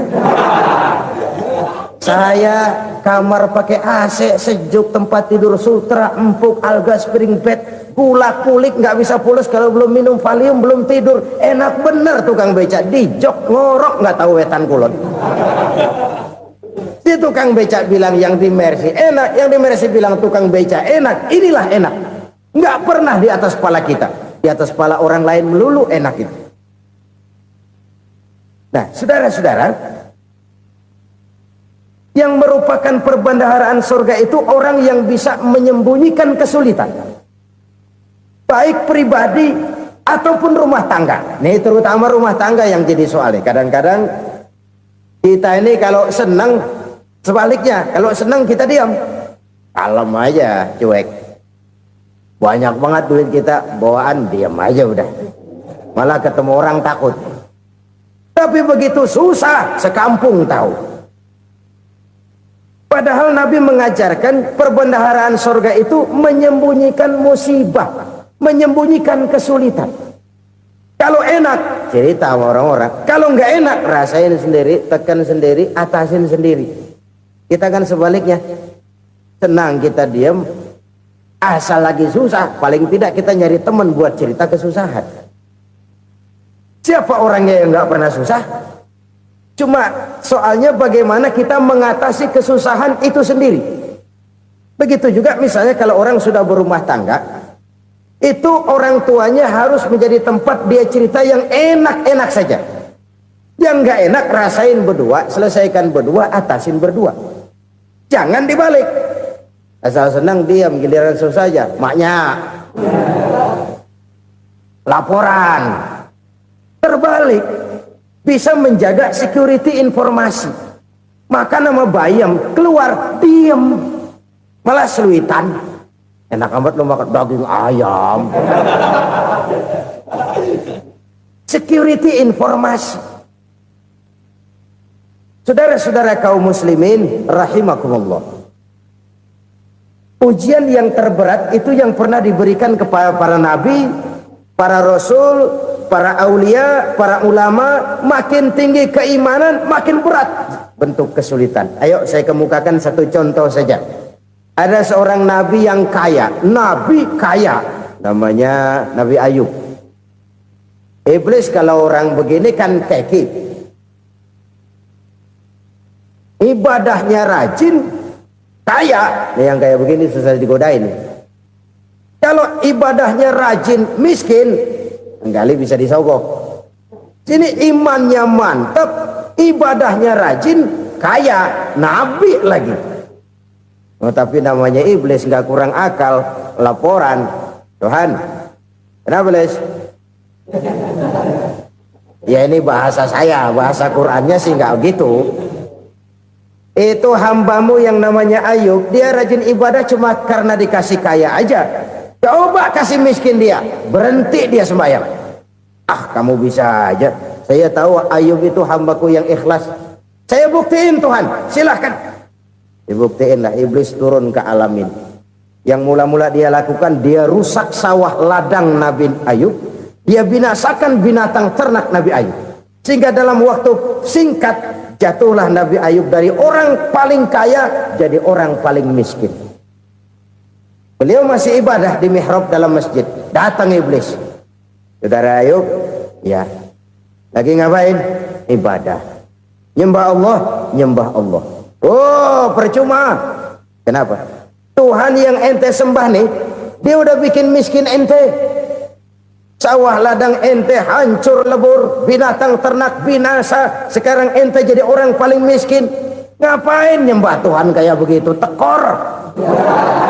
Udah berhenti dah ibadah, berhenti ibadah. Ini iblis sama Tuhan laporannya lain, yang dikerjakan kepada Nabi Ayub juga lain. Benar begitu iblis kata Nabi Ayub? Iya, sawah ladang saya habis, buras. Binatang ternak saya binasa, binasa. Saya miskin, bangpak. Apa jawab Nabi Ayub? Bukan innalillahi, ini hebat. Alhamdulillahillazi a'tani wa akhza minni. Segala puji bagi Allah yang telah memberikan harta kepada saya dan sekarang mengambilnya lagi. Alhamdulillah. Allah yang ngasih, Allah yang ambil. Itu mah urusan Allah. Iblis cuman ibadah jalan terus, sujud lagi Nabi Ayub. Iblis seleher gondok banget. Dasar Nabi nggak mempan dia apa-apain. Miskin malah alhamdulillah. Allah yang ngasih, Allah yang ngambil. Jadi kalau kita tidak komit, kita tidak terikat kepada kaya, miskin, senang, susah, apa yang bisa bikin kita susah? Jadikan kekayaan, kemiskinan, jadikan senang susah sebagai anak buah yang bisa kita atur. Jangan kekayaan ngatur kita, jangan kemiskinan ngatur kita. Kita yang harus mengatur mereka. Senang susah, kaya, miskin, bahagia, sengsara, jadikan itu anak buah yang bisa kita atur. Kalau sekarang kita kaya, lain saat boleh jadi kita miskin, semiskin-miskinnya. Allah yang ngasih, Allah yang ngambil. Tenaga mana yang bisa menghalangi? Ibadah jalan terus. Iblis makin gondok. Dasar Nabi loh. Akhirnya apa? Nabi Ayub dikerjain, diberikan penyakit. Demikian fatal penyakitnya. Bayangin, udah miskin sakit. Masya Allah. Miskin sakit. Sakitnya nggak lama, kira-kira 16 tahun. Istrinya 3, 2 mental minta ceraiin. Ngerawatin laki bengek begini. Senang belum tentu, susah udah pasti nih. Cerai aja, cerai dah. Cerai. Tinggal satu Siti Rahmah yang setia menemani beliau. Sesetia-setianya hati perempuan. Satu saat Siti Rahmah bilang, "Bang, iya, abang kan Nabi bang. Lalu namanya Nabi kan doanya jarang meleset bang. Maksud kamu minta kenapa sih sama Tuhan biar abang sembuh baik dah bang?" Siti Rahmah, iya. Saya sakit berapa tahun sih dah? 16 tahun bang. Sebelum ini saya sehat berapa tahun? Ya kira-kira 60 tahun bang. Nah coba ente banding-bandingin Rahmah. Saya dikasih sehat 60 tahun, dikasih sakit 16 tahun. Sudah nggak sabar mau doa kepada Allah minta sembuh. Saya malu kepada Allah. Diuji dengan yang luar biasa seperti ini, tidak mengganggu stabilitas kehambaannya. Dia tetap menghamba kepada Allah Subhanahu wa ta'ala. Saudara-saudara kaum muslimin rahimakumullah. Kunci menghadapi kesulitan itu apa? Allah jelaskan dalam satu ayat, wa basyiris sabirin alladzina iza asabathum musibah qalu inna lillahi wa inna ilaihi raji'un. Gembirakan orang-orang yang sabar. Siapa mereka itu? Yang apabila mendapat musibah mereka kembali kepada keyakinan dasar segalanya dari Allah dan segalanya akan kembali kepada Allah. Ini konsepsi dasar dari sikap muslim dalam menghadapi berbagai kesulitan. Segalanya dari Allah, segalanya akan kembali kepada Allah. Kalau ini sudah kondisi dasarnya, maka kita akan lapang menghadapi kenyataan bagaimanapun pahitnya. Apakah itu namanya miskin, apakah itu namanya sakit, bahkan maut sekalipun. Segalanya dari Allah, segalanya akan kembali kepada Allah. Ini sikap hidup, bukan sekedar ucapan. Kita kadang-kadang menjadikannya sebagai ucapan. Mulutnya sehingga berhenti, innalillahi wa inna ilaihi raji'un, tapi nangisnya terus gerung-gerungan. Bukan itu, ini kesadaran moral. Kalau segalanya dari Allah, segalanya kembali kepada Allah, kan sebenarnya cuma nunggu giliran. Hari ini saya nyembayangin dia, entah hari apa saya disembayangin orang. Hari ini saya antar dia ke kubur, entah hari apa orang nganterin saya ke kubur. Hari ini saya tahlilkan dia, entah nanti kapan orang tahlilkan saya. Segalanya dari Allah, segalanya akan kembali juga kepada Allah. Oleh sebab itu saudara-saudara, kesulitan bukan untuk ditakuti. Kesulitan justru untuk diatasi, dicarikan jalan keluarnya. Dan tidak ada orang yang tidak pernah mendapat kesulitan. Tidak ada. Semakin tinggi status sosial, semakin tinggi kualitas keimanan, semakin besar juga tingkat kesulitan. Hanya saja bagaimana cara kita mengatasinya. Dan Al-Quran menyatakan, inna ma'al usri yusra. Di balik kesulitan itu pasti ada kemudahan. Roda itu berputar. Karena itu Rasulullah sallallahu alaihi wasallam mengingatkan kepada kita, ta'arraf ilallahi firraha ya'rifka fisyiddah. Ingatlah kepada Allah di waktu kamu senang, supaya Allah ingat kepada kamu di waktu kamu susah. Kalau waktu senang kita ingat kepada Allah, kita susah, Allah tidak akan meninggalkan kita. Tapi kalau waktu senang kita jauh dari Allah, sujud tidak sempat, dengan masjid jauh, ketika senang kita lupakan Allah. Nanti begitu kita susah, Allah lupakan kita. Dan itu menyakitkan. Oleh karena itu orang-orang tua kita dulu bilang, kalau lagi sehat ingat-ingat lu bakal sakit nanti. Kalau lagi kaya ingat-ingat satu saat kita bakal jatuh miskin. Bahkan kalau lagi muda ingat-ingat kita bakal tua. Dan yang terpenting, kalau lagi hidup ingat-ingat kita bakal mati. Saudara-saudara kaum muslimin rahimakumullah. Jadi yang kedua yang merupakan perbendaharaan surga, menyembunyikan musibah. Saudara-saudara kaum muslimin rahimakumullah. Hal ketiga yang merupakan perbendaharaan surga adalah wasilatur rahmi. Orang yang suka bersilaturahmi.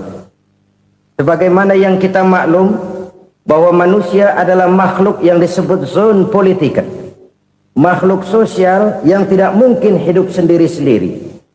Betapa dan siapapun kita memerlukan orang lain. Bodoh betul manusia kalau tinggal di tengah masyarakat tapi tidak mau bermasyarakat. Merasa hebat sendiri, pintar sendiri, gagah sendiri, kaya sendiri. Mungkin kalau mati juga ngubur sendiri. Jangankan kita di sini, di sorga saja Nabi Adam waktu sendirian bengong melulu, mondar mandir. Allah tegur dam sepi dam. Ya ini kalau bahasa saya. Iya Tuhan sepi ini nggak ada coret-coretan pisan ini. Diciptakan Siti Hawa, baru anteng Nabi Adam. Itu di surga. Cobalah. Umpamanya saudara tinggal di Jakarta nih. Kayak bener. Apaan aja di Jakarta punya saudara dah. Jembatan Semanggi ambil. Monas, Buntel bawa pulang. Hotel-hotel ambil semua. Cuman tinggal di Jakarta sendirian, apa enaknya? Betapa dan siapapun kita perlu orang lain. Tidak ada seorang pun yang bisa memenuhi kebutuhan hidupnya secara sendiri-sendiri. Nah, Islam telah menyelamatkan manusia dari ras diskriminasi, mengikat manusia dengan persaudaraan yang berlandaskan kepada akidah. Karena itu dianjurkan bersilaturahmi. Bahkan Nabi menyatakan, man arada ayyubsata lahu fi rizqihi wa yunsa'a fi atharihi falyasil rahimah. Siapa yang kepengen diluaskan rezekinya dan dipanjangkan usianya, banyaklah ia bersilaturahmi. Siapa yang kepengen dimudahkan rezekinya, hendaknya ia banyak bersilaturahmi. Kalau banyak teman, kesulitan kan paling tidak ada tempat cerita. Udah susah sendirian, kita pikirin diri, nggak ada tempat tukar pikiran. Cepet banget sama bengek. Dilawan sendiri. Nah, secara makro kita bisa berkata, tidak mungkin ada kemenangan kalau tidak ada kekuatan. Tidak ada kekuatan kalau tidak ada kesatuan dan persatuan. Tidak mungkin ada kesatuan dan persatuan tanpa semangat silaturahmi. Kalau umat Islam mau menang, dia harus kuat. Kalau umat Islam mau kuat, dia harus bersatu. Kalau umat Islam mau bersatu, dia harus membudayakan silaturahmi ini. Bahkan sampai-sampai kata Nabi, kalau bisa cari nilai tambah. Apa? Silman qata'ak. Bersilaturahmilah kau kepada orang yang marah denganmu. Masya Allah, indahnya ajaran agama kita. Orang yang marah pun kepada kita, kata Nabi, kalau bisa bersilaturahmilah kepadanya, kepada orang yang marah itu. Di situ nilai tambah. Cuman jujur nih hadis, ngucapinnya gampang, ngamalinnya yang berat banget. Orang marah sama kita, kita disuruh silaturahmi, ada apa malu? Lu marah, ada gua marahan lagi. Tunggu pikirin. Saudara-saudara kaum muslimin rahimakumullah. Tapi ini yang diajarkan, bahkan ini yang dicontohkan oleh baginda Rasul. Bagaimana begitu mudah, misalnya satu saat Abu Jahal ini ngatur strategi bagaimana bikin Muhammad celaka.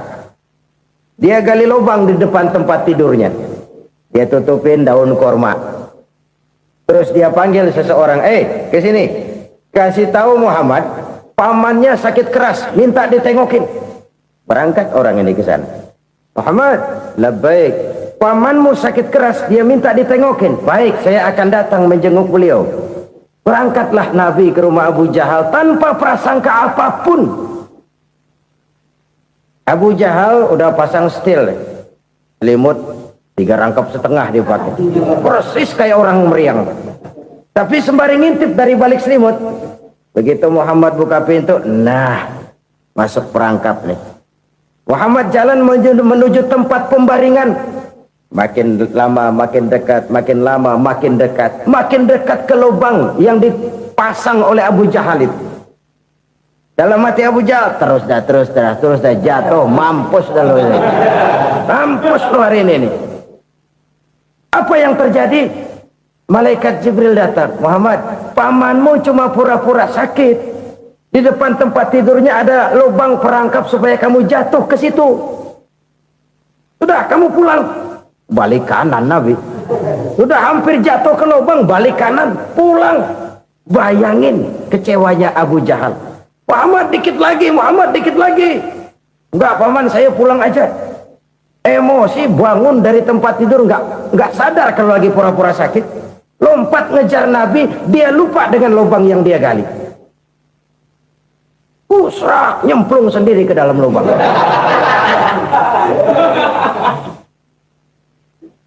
Nabi terus berlalu. Ini terjadi keanehan. Jatuh ke lubang yang dia gali itu sebenarnya nggak terlalu dalam ya, antara 3-4 meteran lah. Tolong, saya jatuh ke lubang ini. Datanglah pelayan-pelayannya itu. Angkat saya dari sini. Oh, yang ngulurin tambang. Satu gulung, belum juga nyampe itu tambang. Kurang, beli lagi ke warung. Sambung, ulur lagi, enggak juga bisa sampai.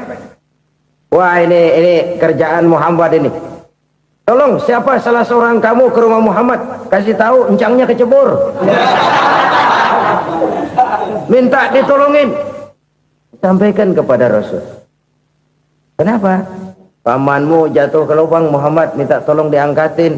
Tambang udah nyambung-nyambung nggak nyampe juga. Ya, nanti saya datang, saya tolong. Cobain. Nyata-nyata orang berniat jahat mau mencelakakan dia.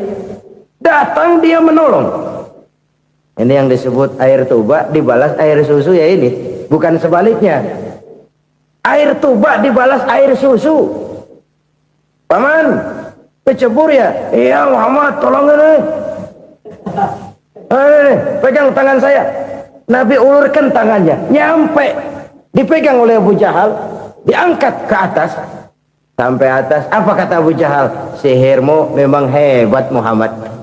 Udah ditolongin dikata sihir, yang enak kita kemplang kan itu orang begitu. Urusan apa? Tapi inilah akhlak. Kalau bisa kamu bersilaturahmilah dengan orang yang marah kepadamu sekalipun. Orang marah kita tetap baik.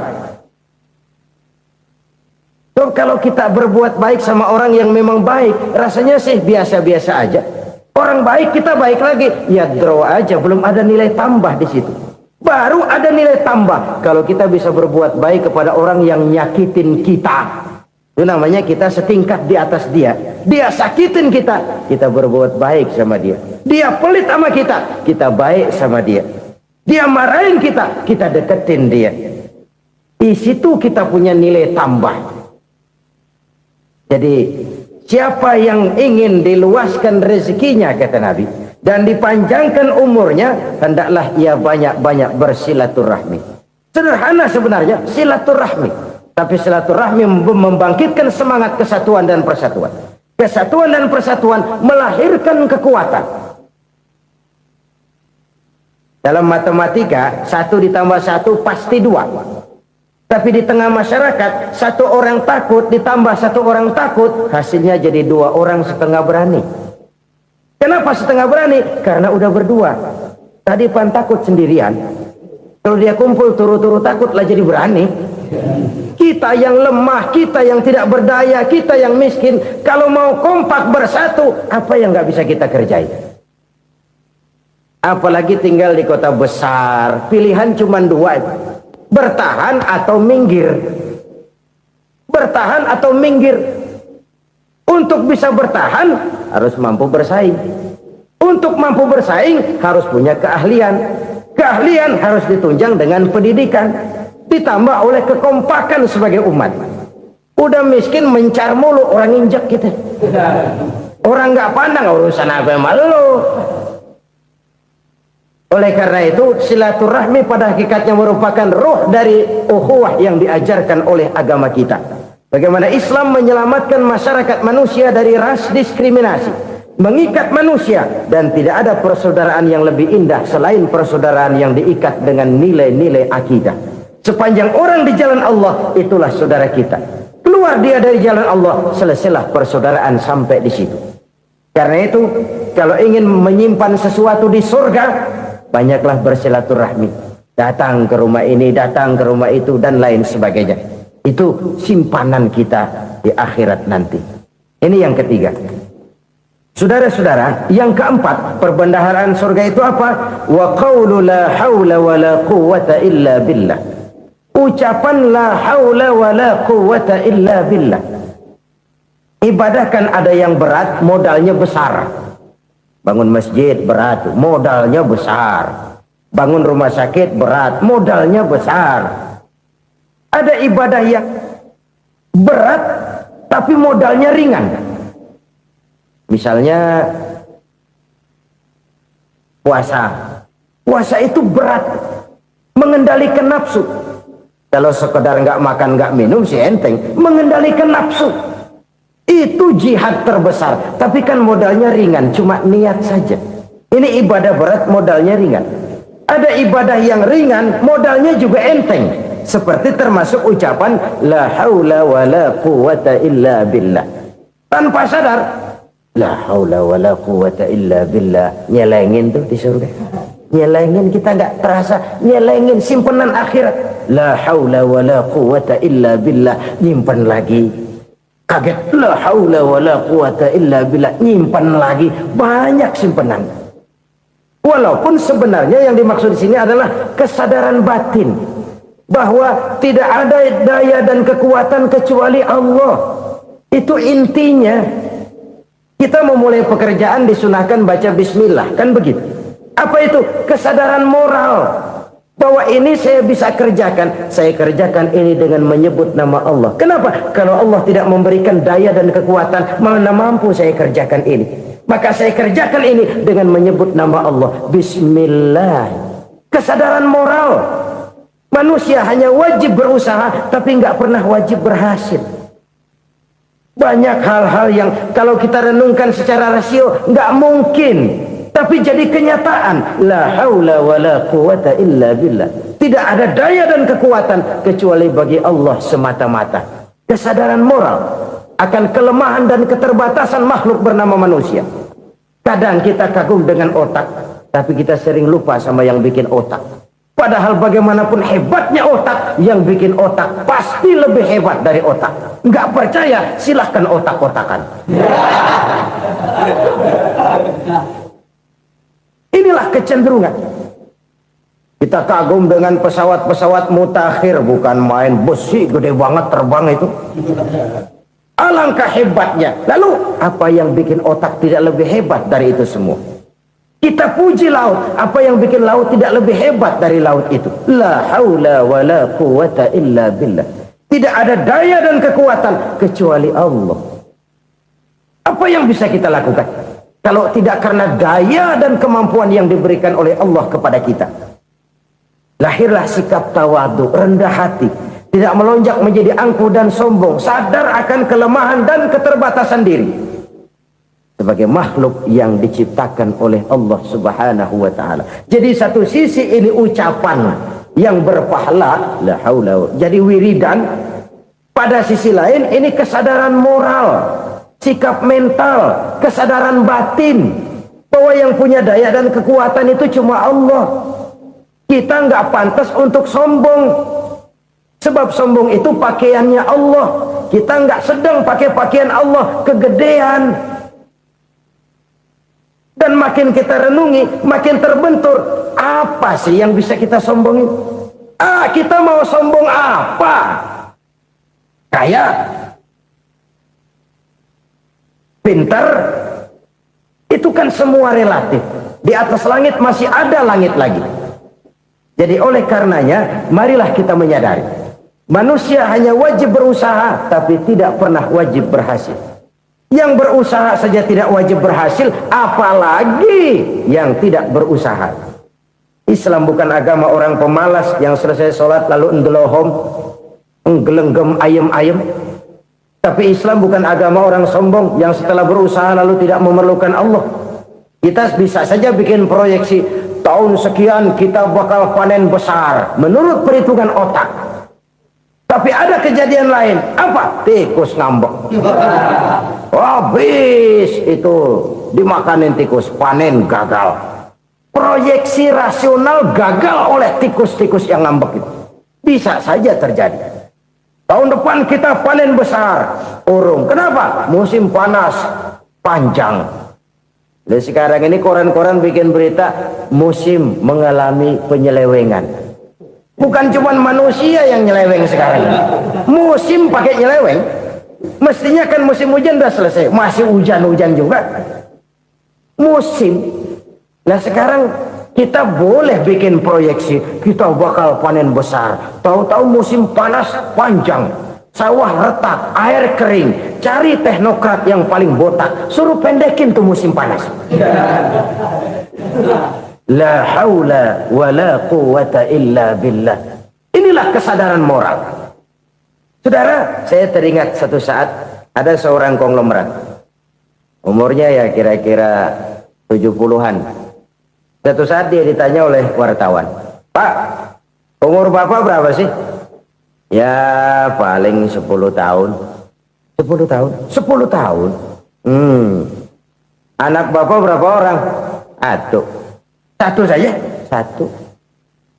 Harta Bapak berapa? Ya paling-paling bangsa 7 juta kali. 7 juta? Iya. Pak, kenapa Bapak bohongi saya? Bapak punya buku biografi.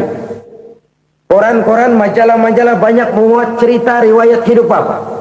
Saya tahu umur Bapak 70. Kenapa bilang cuma 7 tahun?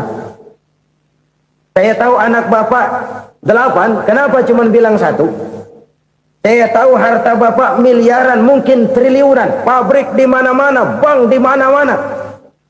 Kenapa bilang uang Bapak cuma 7 juta? Nah, kata si konglomerat tadi, "Kamu benar, Nak, kamu benar. Umur saya kalau jumlahnya memang 70, Nak. Cuman ingat-ingat saya, baru 7 tahun terakhir ini saya sujud. Baru 7 tahun terakhir ini saya berusaha dekat dengan Allah. Saya laksanakan perintahnya, saya jauhi larangannya. 7 tahun inilah rasanya yang ada nilainya di hadapan Allah. Yang 63 tahun matong, kelabu, kelem umur gue. Habis untuk maksiat, untuk munkarat. Maka ketika ditanya tadi, umur saya 7 tahun itu. Oh begitu Pak. Oh iya. Lalu anak Pak. Anak Bapak kan 8. Kenapa bilang cuma 1? Nah, kalau jumlah hitungannya memang anak saya 8. Tapi dari 8 orang ini rasanya cuma 1 nih yang bakal jadi buah hati, belahan jantung, pelanjut cerita, penerus sejarah, bakal jadi anak soleh yang akan mendoakan saya. Cuma 1 rasanya anak saya ini yang bakal jadi buah hati saya, besar-besaran saya, yang akan mendoakan di kubur saya, yang akan mendoakan di akhirat saya. Yang 7 orang mana? Masya Allah, yang satu tenggeng, yang satu nyekek botol mulu, yang itu nggak karu-karuan. Makanya saya bilang 1 anak saya yang akan bisa mendoakan saya. Oh begitu Pak. Iya. Nah, harta Pak, harta Bapak kan triliunan. Pabrik Bapak di mana-mana. Uang Bapak hampir di tiap bank-bank besar. Kenapa bilang cuma 7 juta? Betul kau Nak. Harta saya kalau jumlahnya memang miliaran, triliunan mungkin. Tapi yang saya ingat baru 7 juta tuh yang saya belanjakan di jalan Allah. Saya nyumbang masjid, saya santuni yatim piatu, saya bantu pembangunan pesantren, saya bantu pembangunan rumah sakit Islam. Itu yang akan saya bawa pulang ke akhirat, yang 7 juta itu. Yang triliunan itu nanti akan diperebutkan oleh anak-anak saya sebagai waris saya. Jadi harta saya 7 juta itu yang bakal nemenin saya di akhirat, yang akan saya bawa pulang jadi teman saya. Saudara-saudara kaum muslimin, jangan-jangan orang tua itu adalah kita-kita ini. Jangan-jangan kita-kita ini adalah orang tua itu. Jangan-jangan itu potret dari diri kita masing-masing. Dari sekian umur yang diberikan Allah, berapa tahun yang ada nilainya di hadapan Allah? Dari sekian anak-anak yang merupakan amanah, berapa yang akan mendoakan kita sebagai orang tuanya menjadi anak soleh? Dari sekian banyak harta yang diberikan Allah, berapa yang akan kita bawa pulang menghadapnya nanti, yang kita belanjakan di jalan Allah? Ini sebuah potret kehidupan. Karena itu kita kembali kepada la haula wa la quwata illa billah. Kita wajib berusaha, kita wajib berikhtiar. Selebihnya segala daya dan kekuatan hanya milik Allah saja semata-mata. Satu kesadaran batin dari setiap pribadi muslim.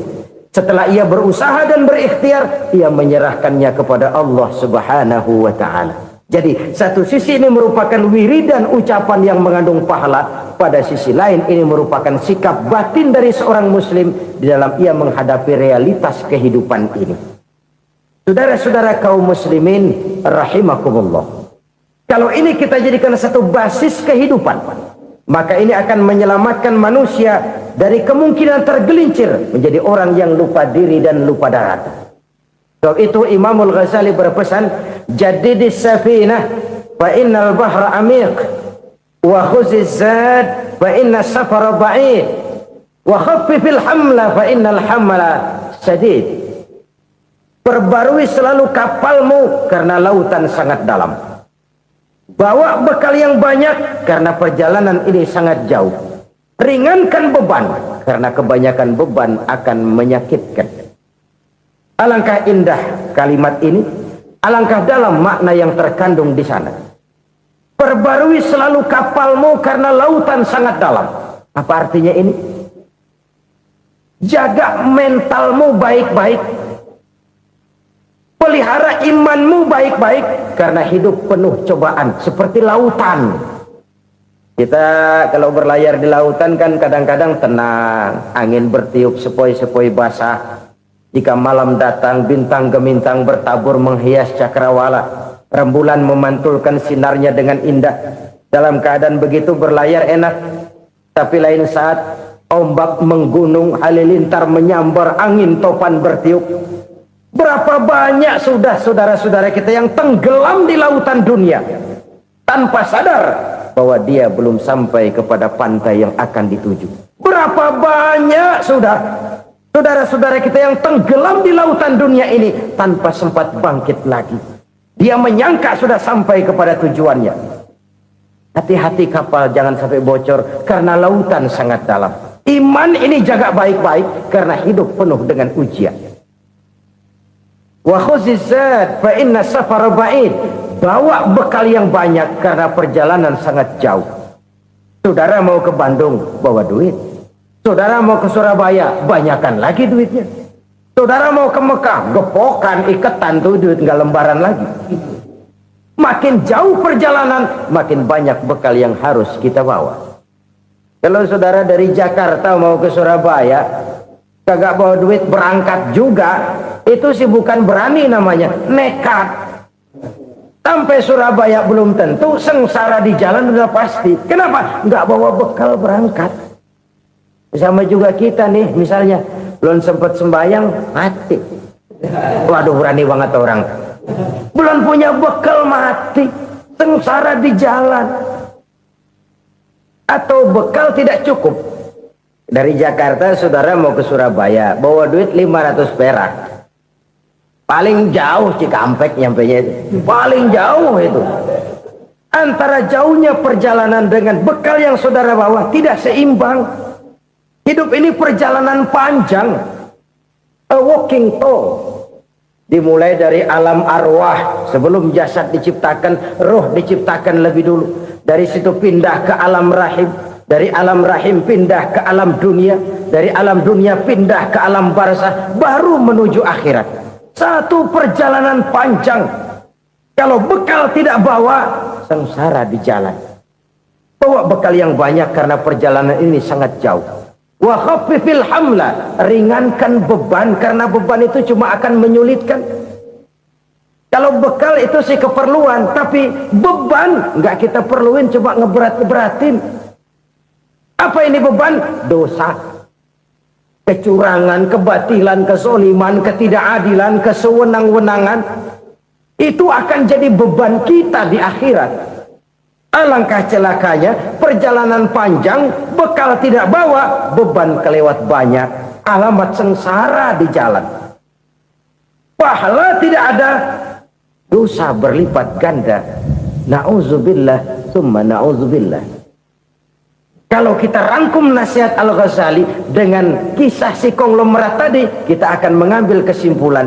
Pertama, bekal terbaik dalam menghadapi gejolak kehidupan ini tidak lain adalah iman. Yang kedua, pahala dan dosa. Dua hal kontroversial. Pahala adalah bekal, dosa adalah beban. Tapi kita sekarang kan tidak begitu terangsang kepada yang abstrak. Orang berlomba mencari yang konkret-konkret saja. Yang real. Kalau memang dosa, benjol dong. Kira-kira begitu. Kira-kira begitu. Persis orang Yahudi dulu. Orang Yahudi itu kan pernah minta kepada Nabi Musa. Ya Musa, lan nu'mina laka hatta narallaha jahrah. Musa, kami nggak bakal mau beriman kepada Allah kalau belum kami lihat Allah ada nongkrong di depan kami. Kalau memang Tuhan ada, taruh dong di depan kami. Mau yang konkret-konkret saja. Kalau memang dosa, benjol dong. Kalau emang pahala, berasa dong. Orang terangsang kepada yang real, yang konkret-konkret saja. Karena itu, untuk mengejar dosa orang mau bayar. Tapi untuk mengejar pahala, walaupun tidak bayar, orang segan. Ini yang dikatakan oleh Nabi, kamu mengharapkan ke surga, tapi kamu berat melaksanakan sesuatu yang bisa membawa kamu ke surga. Kamu ingin jauh dari neraka, tapi tiap saat kamu lakukan perbuatan-perbuatan yang justru menjerumuskan kamu ke neraka. Idda'aitum an-najata minan nar wa ramaitum fiha anfusakum. Kamu ingin selamat dari neraka, tapi kamu lemparkan diri kamu ke neraka. Kamu ingin masuk surga, tapi berat sekali kamu melakukan perbuatan-perbuatan yang bisa menyampaikan kamu di surga. Saudara-saudara kaum muslimin rahimakumullah. Jadi hal keempat yang merupakan perbendaharaan surga adalah la haula wa la quwwata illa billah. Satu sisi ini merupakan ucapan yang memperberat timbangan akhirat. Pada sisi lain ini merupakan sikap hidup seorang muslim. Kesadaran batin yang sangat dalam bahwa tidak ada daya dan kekuatan kecuali Allah. Dan itu kita simbolkan pada saat memulai pekerjaan dengan Bismillah, dengan menyebut nama Allah. Satu kesadaran moral, saya hanya bisa melakukan ini karena diberikan daya dan kekuatan oleh Allah. Lahirlah sikap tawadu, rendah hati, tidak melonjak menjadi angkuh dan sombong. Saudara-saudara, sampai sini dulu jumpa kita kali ini. Semoga 4 perbendaharaan surga ini dapat kita lakukan, yang kelak akan merupakan bekal kita di kemudian hari nanti. Amin ya rabbal alamin. Terima kasih atas segala perhatian, mohon maaf atas segala kekurangan. Usikum wa iyaya bitaqwallah. Wassalamu alaikum warahmatullahi wabarakatuh. Waalaikumsalam warahmatullahi wabarakatuh.